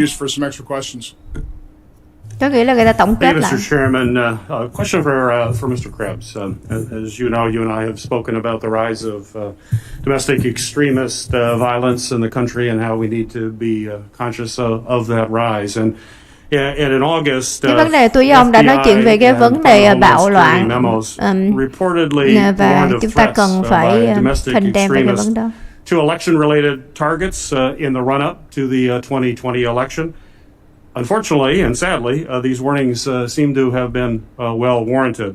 Since President Trump's false claims of widespread voter fraud, local election officials across the nation have faced từ cái lúc mà bên tổng thống Donald Trump có tuyên truyền cái thiết âm mưu và cũng như là nói cái cuộc bầu cử gian lận này mà không có chứng cứ, và những cái điều tổng thống Donald Trump đã nói đã gây lên cái vấn đề là nhiều người đứng ra để biểu tình và cũng như là có những cái bạo động, và đồng thời có những cái vấn đề là threaten hăm dọa cái mạng sống và cũng như gia đình của những người quan chức lo về bầu cử. And after speaking out defending the integrity of the 2020 election, it's my understanding that you and your family also faced threats. In fact, it required us to take some khi mà đứng ra nói, đứng ra làm chứng và cũng như nói rõ là cái cuộc bầu cử này an toàn và không có gian lận thì chúng ta bị nguy hại tới cái tính mạng. In the Georgia Secretary of State's office held a news conference urging President Trump and Republican lawmakers to stop attacking Georgia's election system. Và cái điều mà chúng tôi muốn kêu gọi và là Tổng thống Donald Trump và những người của bên Tổng thống Donald Trump hãy ngưng và không có tấn công những người chính quyền lo về bầu cử, đặc biệt là ở tiểu bang Georgia. And that quote, someone's going to get hurt, someone's going to get shot, someone's going to get killed. Cái điều hăm dọa là mở mặt là sẽ có một người nào đó bị bắn, một số người nào bị giết và một người nào đó bị đau đớn. Đó là cái lời hăm dọa. And also fueled extremists, including in my home state, extremists that targeted the governor of the state và of kể Michigan. cả ở tiểu bang của tôi thì cái người thống đốc cũng bị hăm dọa. Do you believe Mr. Sterling's statements are overstated, or that unfortunately that real-world violence stemming from dangerous claims can indeed be a realistic concern that we should be conscious of? Và ông có chấp nhận rằng là những cái điều mà tấn công cái cuộc bầu cử của chúng ta như thế này và nói rằng có gian lận gây nên cái sự nguy hại đến trong cái cộng đồng của chúng ta hay không? Thì ông Chris Krebs này yes. The heads of, Và hoàn toàn thấy rõ rằng là ông Chris Krebs ông nghiêng về bên kia. Chính vì vậy mà Tổng thống Trump đuổi ông, hoặc là vì đuổi cho nên bây giờ ông trở mặt đỏ. Fires that is completely unnecessary with claims that are, I'm not even talking about some of the court cases. I'm talking about in my case and in many of our cases is these fanciful claims of dead dictators and computer algorithms, and we're debunking them because they're nonsense, and we've said that from the beginning. But they've taken root, and some people just don't want to hear how these systems actually work and what's actually capable across these systems, and most importantly, those I'm gonna say it again. The paper ballots. It's those measure the root of trust in the process that can dispense with these claims, even if these algorithms were there. They didn't work, but they're probably not there. So we've got to move past this. In these cases of threats, they need to be prosecuted. People need to, be held accountable for these the claims they're making. Thì ông nói tới nơi lui rồi, ông cũng nói là just the last question, and we spoke about this earlier. Tiến về phía trước, bỏ qua, tiến về phía trước. If you look at the fact that we were Về những able cái to điều hăm dọa conduct này this cần election phải in a bị condemn, cần phải bị lên án. way, during the middle of a pandemic, which is an extraordinary time to try to conduct fair elections and do it as Trong efficiently as possible. giữa cái thời gian đại dịch này rất là khó để mà chúng ta có cái cuộc bầu cử fair, công bằng, nhưng mà chúng ta đã có rất là nhiều những người đã bỏ thời gian để mà lo cho cái cuộc bầu cử này được an toàn nhất có thể.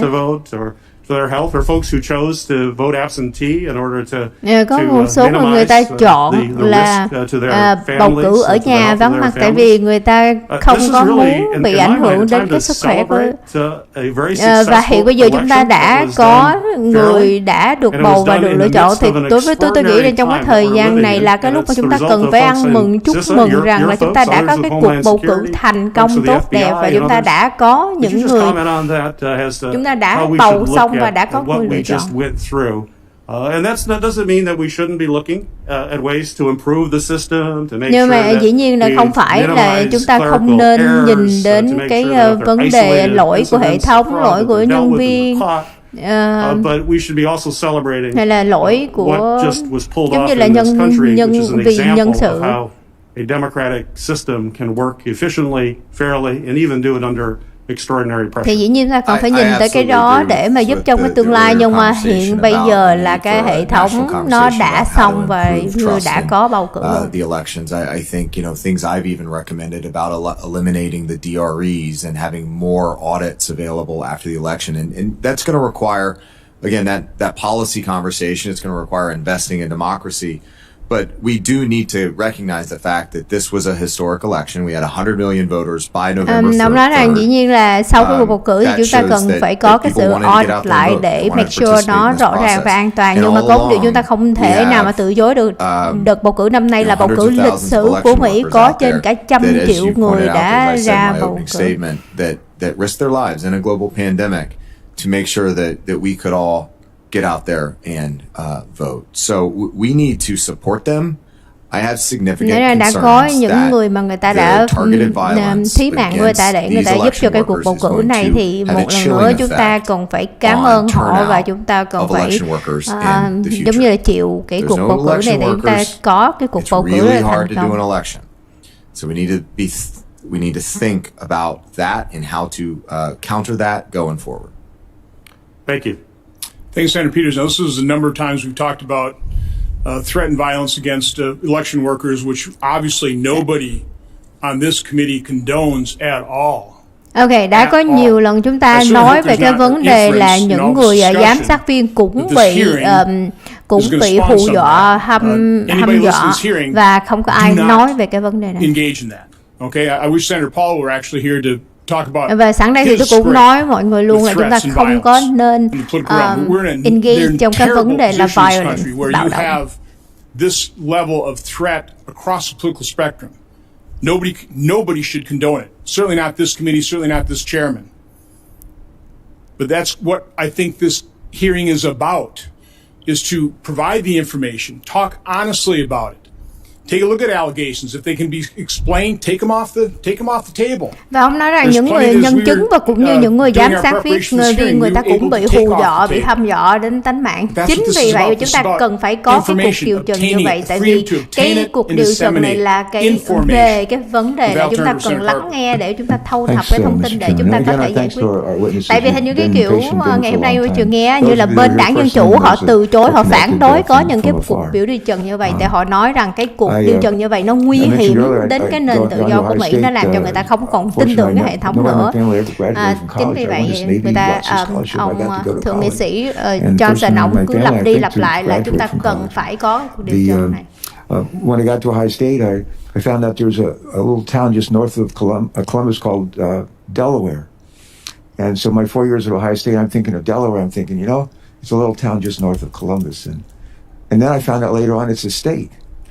And when I finished up my active duty at the end of the Vietnam War and moved from California to Delaware to get an MBA, I learned it on December 7th, 1787. December 7th, 1787, Delaware became the first colony to ratify the Constitution.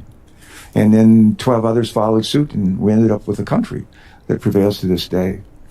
I'm a little bit of a student of history. I know we all are, but one of the things I learned about the framers, the Constitutional Convention up in Philadelphia, just north of where my wife and I live, our family lived just north of Wilmington, is they disagreed on a bunch of stuff. They disagreed on about. Probably the hardest thing for them to agree on, as it turns out, was. Còn nếu ai dịch được thì cứ tự nhiên đánh máy vào trong cái bình luận ở dưới đây cho mọi người biết. But it should be a judiciary, and if so, who's going to pick the judges? And they argued for days, weeks, trying to figure it out. And somebody came up with the idea and finally said it shouldn't just be the House. It ought to be the president to appoint with the advice and consent of the Senate. And so they voted on it, and they voted it down. And they, whenever they'd run into an impasse up in Philadelphia, they would bring in faith leaders to come in and pray for wisdom for our framers. And they did that again. And they debated some more for days, and finally somebody said, why don't we just go back to that earlier idea and vote on it again? And they did. And they adopted a clause that says the president shall nominate with the advice and consent of the Senate those who will serve lifetime terms. Quite extraordinary. As our judges. Is it a perfect solution? No. We've been wrestling for 200 some years figuring out what is the advice and Ông consent đang nói of the về cái Senate. vấn đề là từ những cái ngày đầu khi mà thuộc địa được thành lập và những cái luật pháp được thành lập và người ta phải bỏ phiếu và tranh luận rằng để những người thẩm phán của Supreme Court là cần phải được giải quyết như thế nào, thì cuối cùng họ bỏ phiếu qua bỏ phiếu lại, rồi cuối cùng là người ta đã chọn cái phương án là cái người thẩm phán được chọn để mà ngồi vào cái ghế thẩm phán của pháp cao tối viện thì được làm cả đời. Thì ba ông hỏi rằng cái câu hỏi là cái đó có phải là một cái điều đúng hoàn toàn hay không, thì ông nói là dĩ nhiên là không có hoàn toàn, nhưng mà giống như chúng ta cần phải tin tưởng được cái hệ thống. 61 instances around the country, 61, and they've done that, and some people like the results, and other people don't. And I think what I want to Nếu nói khi mà bầu cử thì sẽ có một số người đồng ý với cái kết quả bầu cử, một số không. At some point in time, we have to say enough's enough. Đến một cái lúc nào đó thì chúng ta cần phải nói là đủ rồi và đã đến lúc chúng ta bỏ mọi thứ xuống và chúng ta cần phải tiến về phía trước.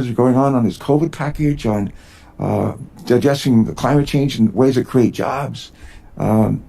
all kind of stuff that's in play. Literally right now, it's an exciting time to be in the Senate. Và hiện bây giờ chúng ta có rất là nhiều thứ để chúng ta nói về vaccine, nói về cái kinh tế của Mỹ, giống như nói về mọi thứ, nhưng mà chúng ta cần phải bỏ qua cái cuộc bầu cử này và tiến về phía trước. Ý ông này như thế. And naval aviation, especially in P3 community, you have a job in the airplane on the crew.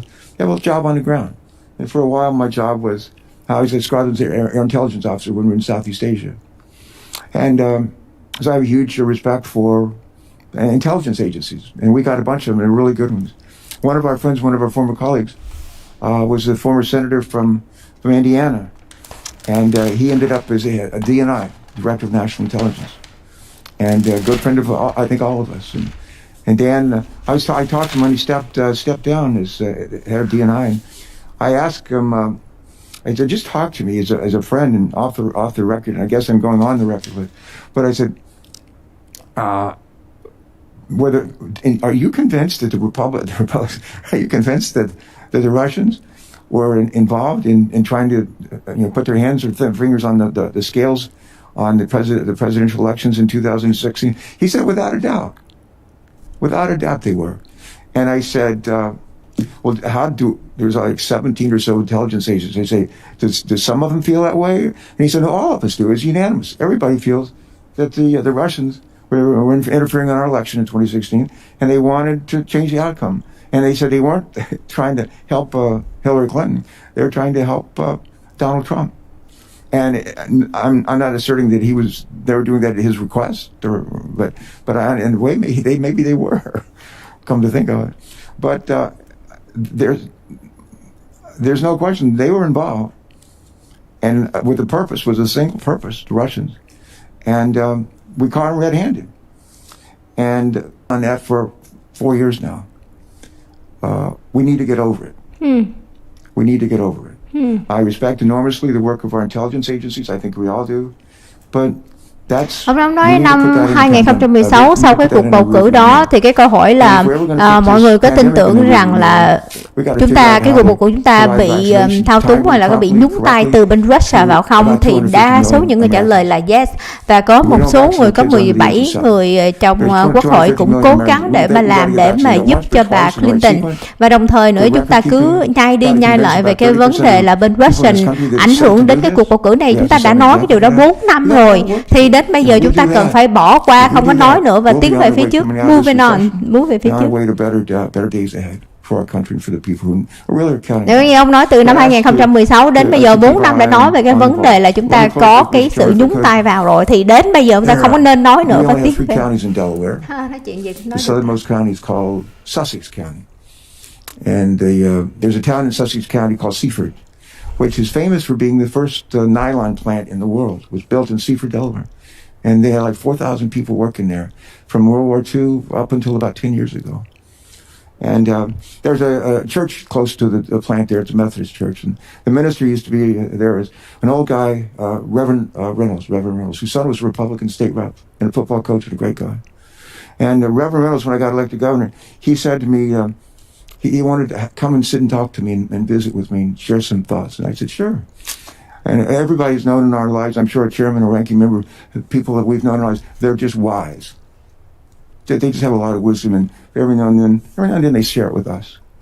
And he came to meet with me, and he said these words. We had a lovely conversation. I actually had lunch together. And he said to me, just remember this, Tom. He said, the main thing is to keep the main thing the main thing. That's what he said. The main thing is to keep the main thing the main thing. I sat there and I said, what in the world are you talking about? It took me a while to figure it out, but I finally did. And I would just say, the main thing here is to keep the main thing the main thing. And that is, we have this gift, the Constitution, that's not perfect, but it actually puts us on a course for a more perfect union, a more perfect union. Hopefully we're going to learn from these, what we did well in this election and what we didn't. And years from now, people look back and said, well, they kept their eye on the ball. They kept their eye on the main thing.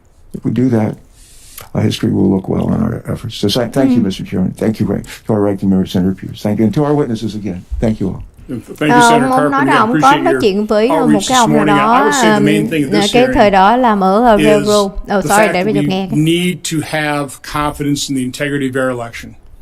And we have to recognize the reality that right now. Nên cái điều men tin hiện bây giờ là chúng ta cần phải có cái sự lòng tin tưởng, cái lòng confidence về cái cuộc bầu cử này. Illegitimate result, resistant.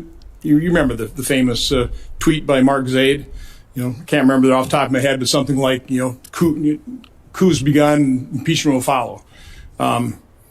That's what we've been living with 4 years. Và năm 2016 cũng có nói về cái vấn đề là không hợp pháp 4 năm và mọi người có cái concern. Người ta có những cái quan ngại và những cái quan ngại này hiện bây giờ những người dân người ta có đây là những cái quan ngại, những cái concern mà nó hoàn toàn nó hợp pháp và nó có ý nghĩa. Some were not decided on the facts; they're just decided and dismissed based on standing, which is again that's our process. That's a legitimate decision by a court. But it's not very satisfying. Cái điều quan trọng là chúng ta cần phải có cái sự hợp pháp từ court, từ tòa án, nhưng mà cái vấn đề hiện bây giờ là tòa án họ không có nhìn và họ không có để ý. Và cái main thing hiện bây giờ là chúng ta cần phải nhìn nhận rằng là cái hệ thống đang có cái vấn đề và chúng ta cần phải làm một cái điều gì đó để mà thay đổi cái hệ thống hiện bây giờ để trong tương lai không có bị nữa. Tại sao mà ông nói cái điều main thing ở đây á? Tại vì ông vừa rồi á thì ông nói rằng á là ông có nói chuyện với một người bạn và người bạn đó rất là thông minh và khôn, và cái người này nói rằng là cái main thing là cái điều quan trọng là chúng ta cần phải làm cho cái điều quan trọng là cái điều quan trọng. Thì cái điều quan trọng ở đây ông nói rằng chúng ta có một cái hiến pháp thì không có perfect lắm, nhưng mà chúng ta có những cái nhóm người để làm cho cái hiến pháp này nó perfect hơn. Và đặc biệt nữa là trong cái cuộc bầu cử này chúng ta cần phải nhìn nhận rằng là giống như cái điều quan trọng hiện bây giờ là nó đã xong rồi thì chúng ta hãy chấp nhận điều đó để mà trong tương lai khi mà trong lịch sử nhìn lại nói rằng đây là một cái cuộc lịch sử, một cuộc bầu cử lịch sử của nước Mỹ. Thì chính vì vậy mà ông tải về cái vấn đề đó. Absolutely, Senator. As a former chair of an audit committee of publicly traded companies and currently the chair of the audit committee of the public school employee retirement system, the control environment is a critical component of it. Mr. Krebs is referring to, as an example, the security systems, and I don't dispute his comments on that at all, and I applaud the great work that's been done at CISA.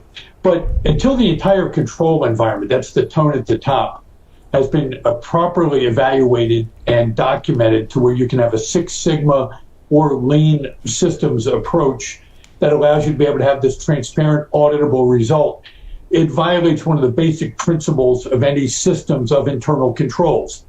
One of the things that we tried to deal with the Sarbanes-Oxley bill that I think was done effectively was this concept of control deficiencies, significant deficiencies, and material weaknesses. The absence of the ability to provide a timely audit of that information is problematic. And I would just like to just make this comment. I spent a lifetime as a reserve officer, and so I was also on active duty, either in Operation Uphold Democracy in Haiti, Operation Iraqi Freedom. I helped supervise some of the elections results in Iraq in 2005 after I was called out of retirement. And I would pray that all those sacrifices made by the millions upon millions of people who served in our military to support and defend the Constitution of the United States against enemies foreign and domestic would be upheld as well on our shores, so we can ensure the same type of election integrity that we're asking for with transparent, fair, and accurate results can be assured within the United States. We know 44 of the states apparently went off without a hitch, so we have 6 states that we're dealing with. That's a pretty good track record, but unfortunately, when you consider the fact that the 4 of the states were that razor-thin margin close, the results of the election could have been in question.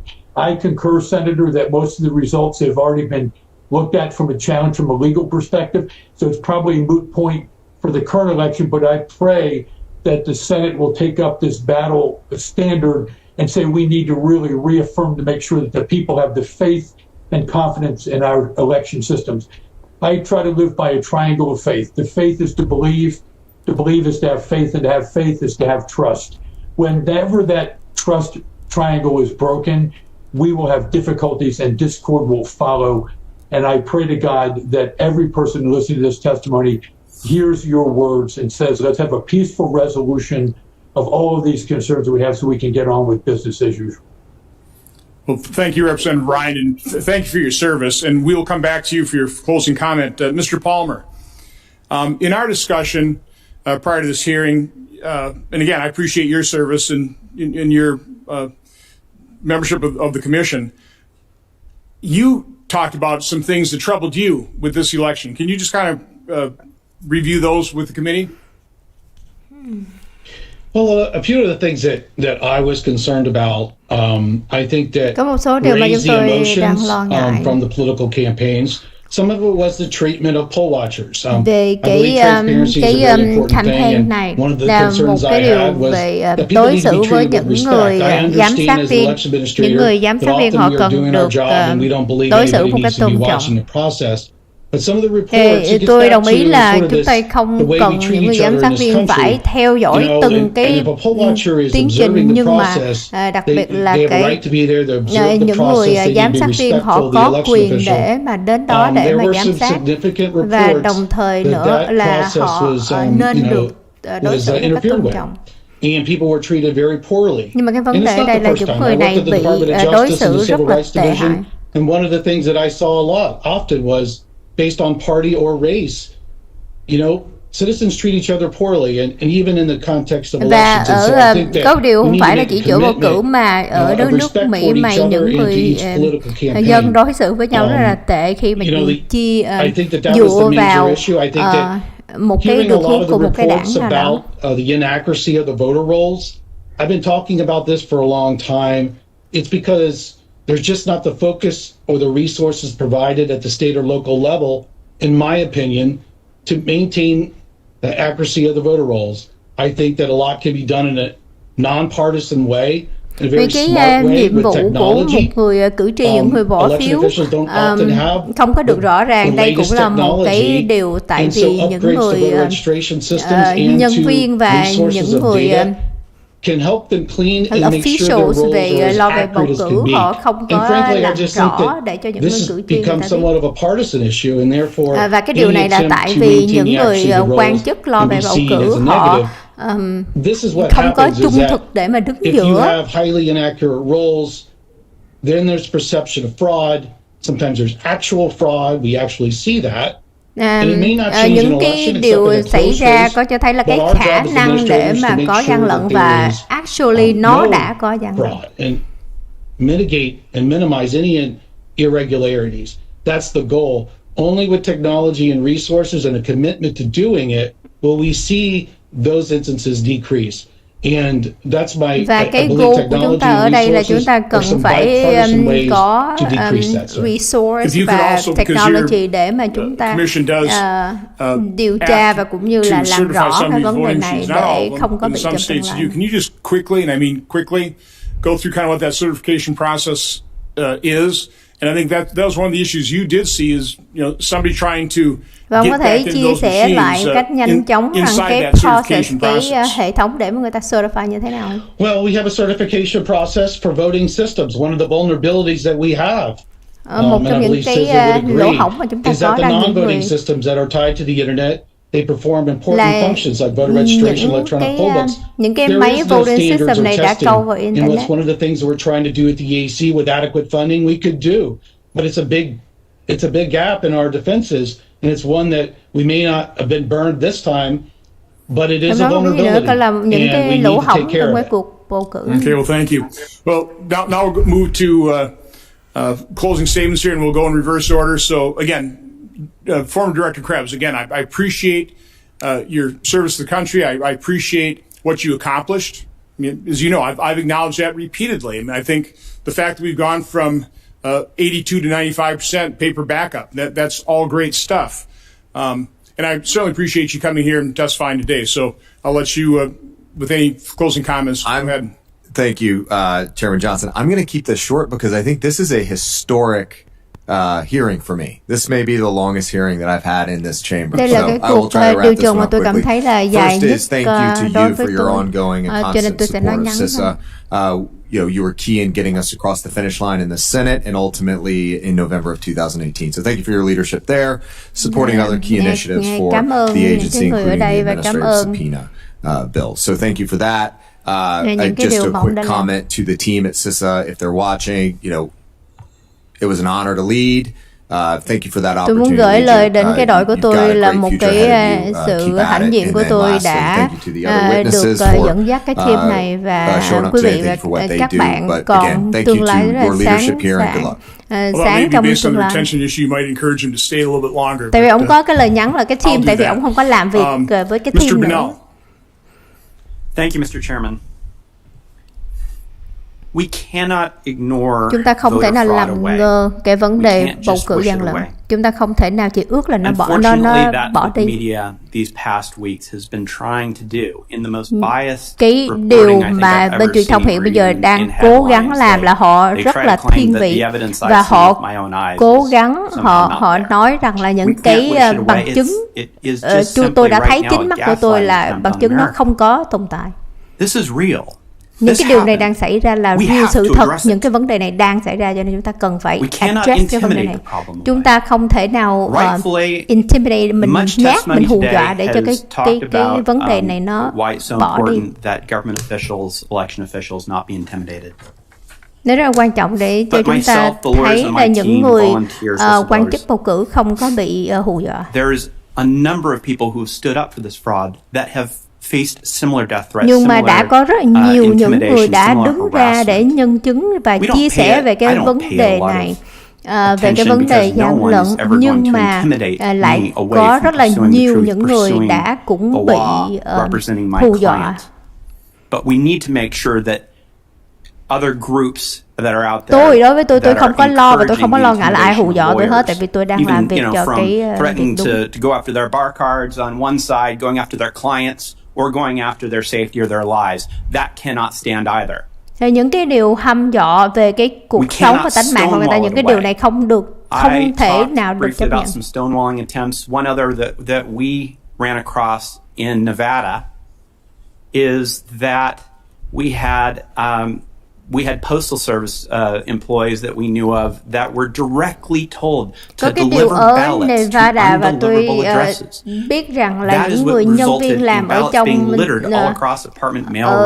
mailroom, người ta được chỉ thị rằng là bỏ một số phiếu, rồi họ được chỉ thị to deliver ballots to undeliverable addresses. And the United States Postal Service, they obstructed our ability to get that evidence in our case. We lost one of our 15 depositions because the United States Postal Service actually obstructed that.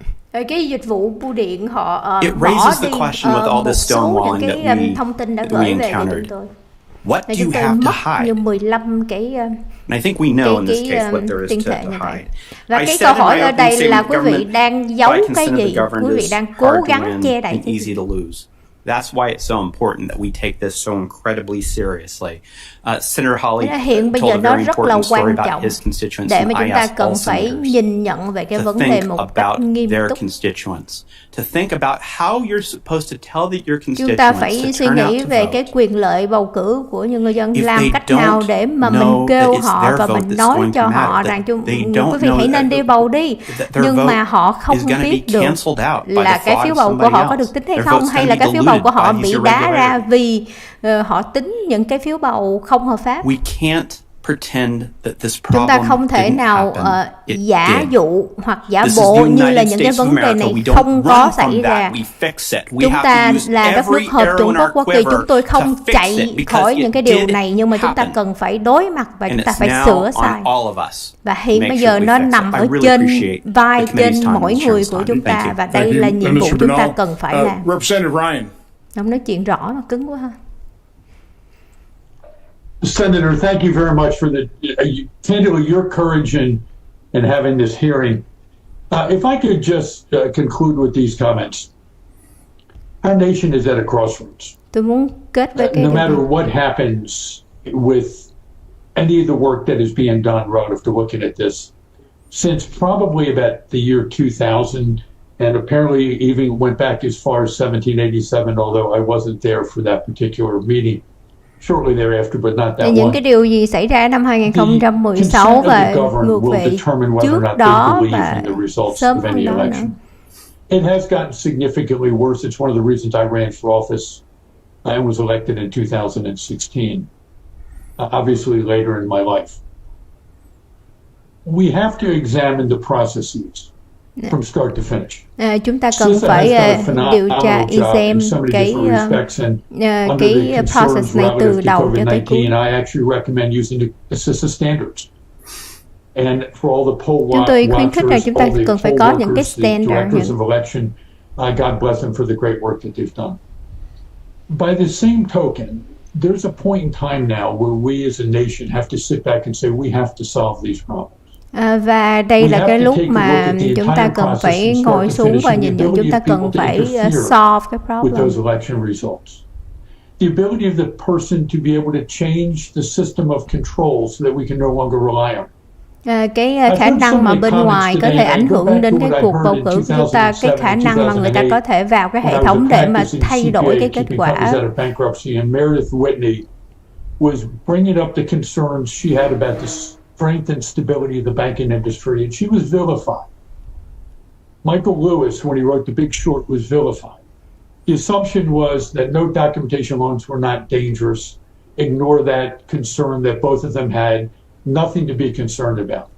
Shortly thereafter, there was a triggering event and the housing bubble burst, and the United States was thrust into one of the worst issues that we've had to deal with financially in a long time. Và nói về cái bubble burst của năm 2001 trước đó thì đã có những cái alarm nói rằng chúng ta cần có những vấn đề cần phải thay đổi, và lúc đó mọi người chọn cái phương án là làm ngơ, và cuối cùng là cái bubble nó đã bị burst năm 2001. Vì vậy cho nên đến lúc Mỹ phải trải qua cái khủng hoảng tài chính lúc đó.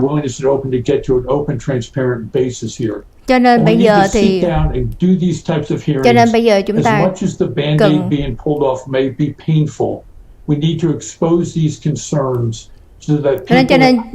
bây giờ là cái lúc mà chúng ta cần phải resolve cái điều của ông đang làm hiện bây giờ. Có những cái cuộc điều trần như vậy và kêu gọi rằng làm minh bạch thì nó giống như mình đang gỡ cái band-aid ra, cái đồ băng thương mình mở cái đó ra, nó bị đau nhưng mà mình phải mở cái đó ra và mình phải làm cho nó minh bạch và rõ ràng. Senator, thank you very much. I want to say that right off the bat that I'm honored to represent the president. I was honored to get the call, but I'm not naive.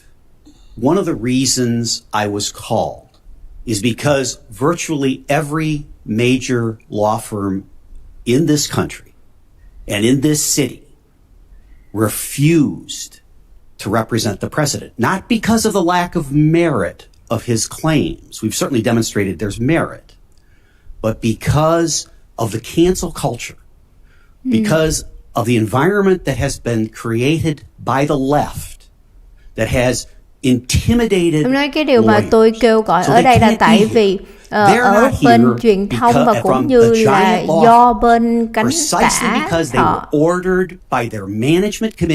họ được chỉ thị bởi cái ở bên management, và họ được chỉ thị là không có được lấy những cái, và những cái bên văn phòng luật sư ở Mỹ này họ có cái lệnh là không có được lấy những cái cuộc thư kiện như thế này, để nếu mà lấy những cái cuộc thư kiện như thế này sẽ giống như là bị vấn nạn giống vậy. That was the ultimate reason I took that representation.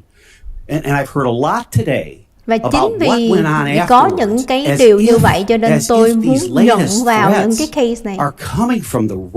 Tại vì không có ai mà dám đứng lên để mà hỗ trợ cho bên tổng thống này. After the election, we need to have faith in our court system.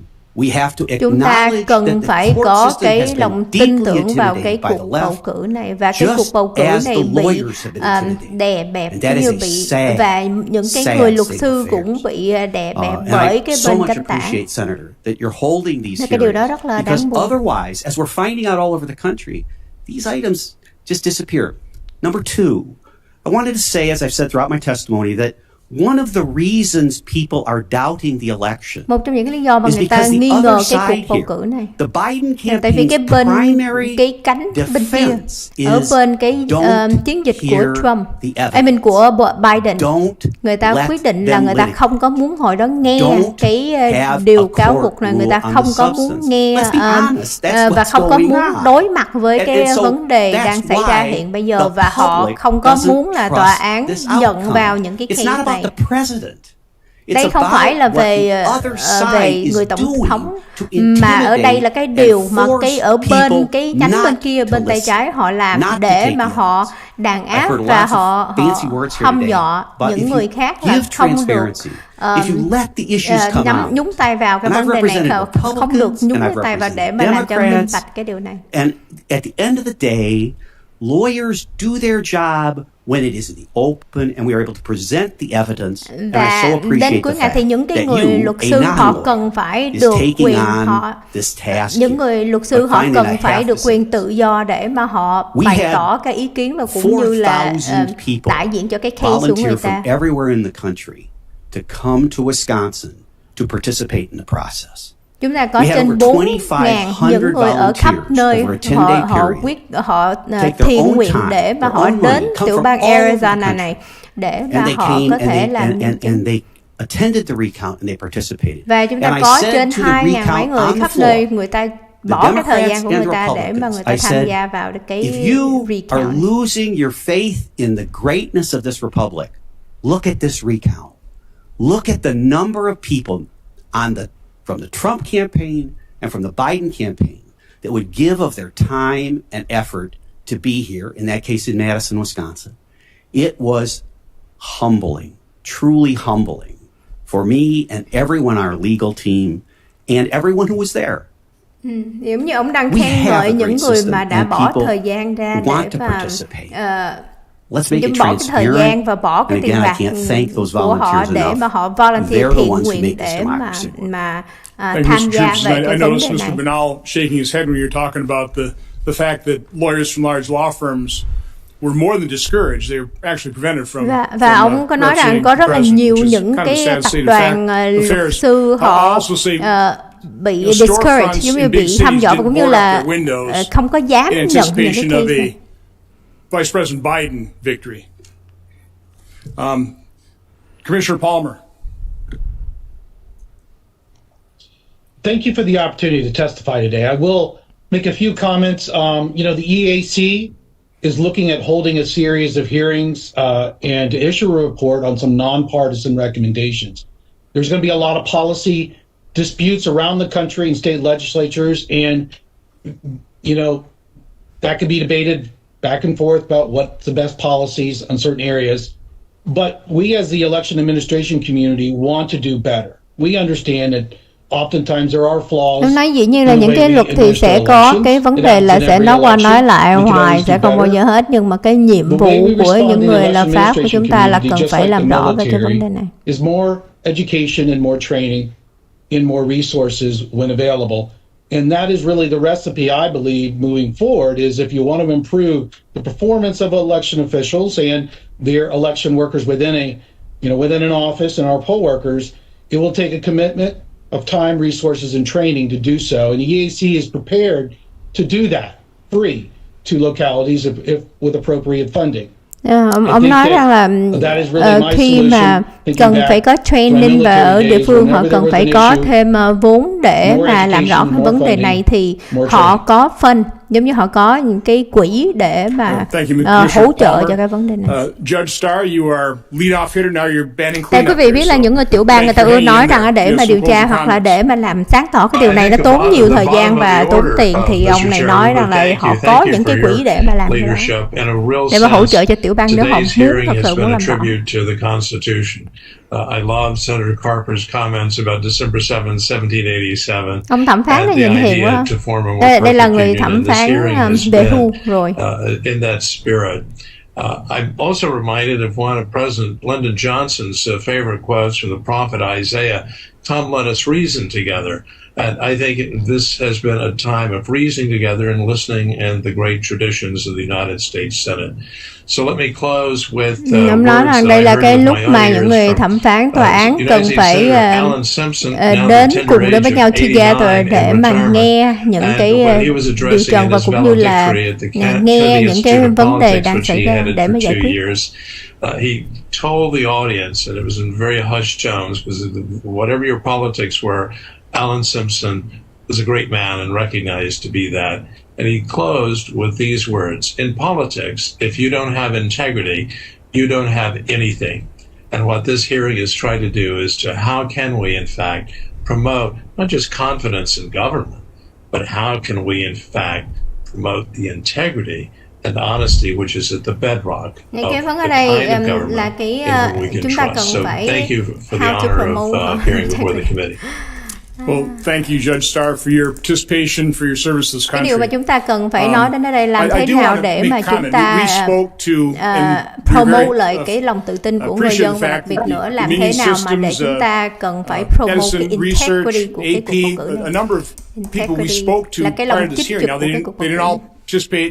But we will leave the record open, and I encourage everybody we spoke to and people that we didn't. If you want to input information into this record, you've got a couple weeks to do it, and I encourage it. And our staff will look at that, and we will vet it. Đây là cái lúc mà quý vị có thể là đưa vào những cái thông tin vào trong cái record, và chúng ta chỉ còn có vài tuần nữa để chúng ta làm. Cái buổi điều trần này hoàn toàn không có gì mà nguy hiểm hết. Cái buổi điều trần này nó làm công khai và rõ ràng cho mọi người thấy, và cái buổi điều trần này cần phải có để mà chúng ta có thể lắng nghe chung với nhau chuyện gì nó đang xảy ra. There was oversight before this hearing. There needs to be oversight after this in the next Congress. Hopefully I can work with Senator Carper, who Đây là cái buổi điều trần, nó chỉ là một thôi, mà chúng ta cần phải có thêm nữa oversight. Chúng ta cần phải có nhóm để mà giám sát sau cái cuộc điều trần này. I truly think as Americans we share the same goal. Tôi thật sự tin tưởng rằng những người dân Hoa Kỳ ai cũng có cái đều có một cái ý nguyện giống nhau, là ai cũng muốn có được cái cuộc bầu cử này an toàn và công bằng nhất và minh bạch nhất. Is through participation in the democratic process. So I think everybody in this panel wants to make sure that we have good participation. We encourage citizens to participate. We also want every legitimate vote to count. But we should be every bit in favor of making sure that every vote is legitimate. Ông nói rằng là cái điều bây giờ là chúng ta cần phải make sure là tất cả những cái phiếu bầu legitimate hợp pháp được đếm, và chỉ đếm những cái phiếu hợp pháp mà thôi. In the current election and moving forward, that okay, this all worked out. Wisconsin's recount, totally honest, our count was almost 100% accurate. Other issues, but again, I think Wisconsin, we got a pretty good level of confidence. So we run our elections right now. Just nói rằng ở bên Wisconsin đã đếm lại, và cái cách họ đếm lại có thể chấp nhận. And I'm sure the vast majority are just like Jeanette. We're in really good hands. So conclude, this is my last hearing. It has been an honor and privilege. Nói là đây là cái cuộc điều trần cuối mà ông sẽ làm. Hearing's adjourned. Rồi thôi giải tán. Ok, có một điều mà quý vị biết là bên Dân Chủ thì họ nói rằng bây giờ là xong rồi, cứ move on. Còn bên Đảng Cộng Hòa thì họ muốn làm rõ, cho nên sẽ tiếp tục.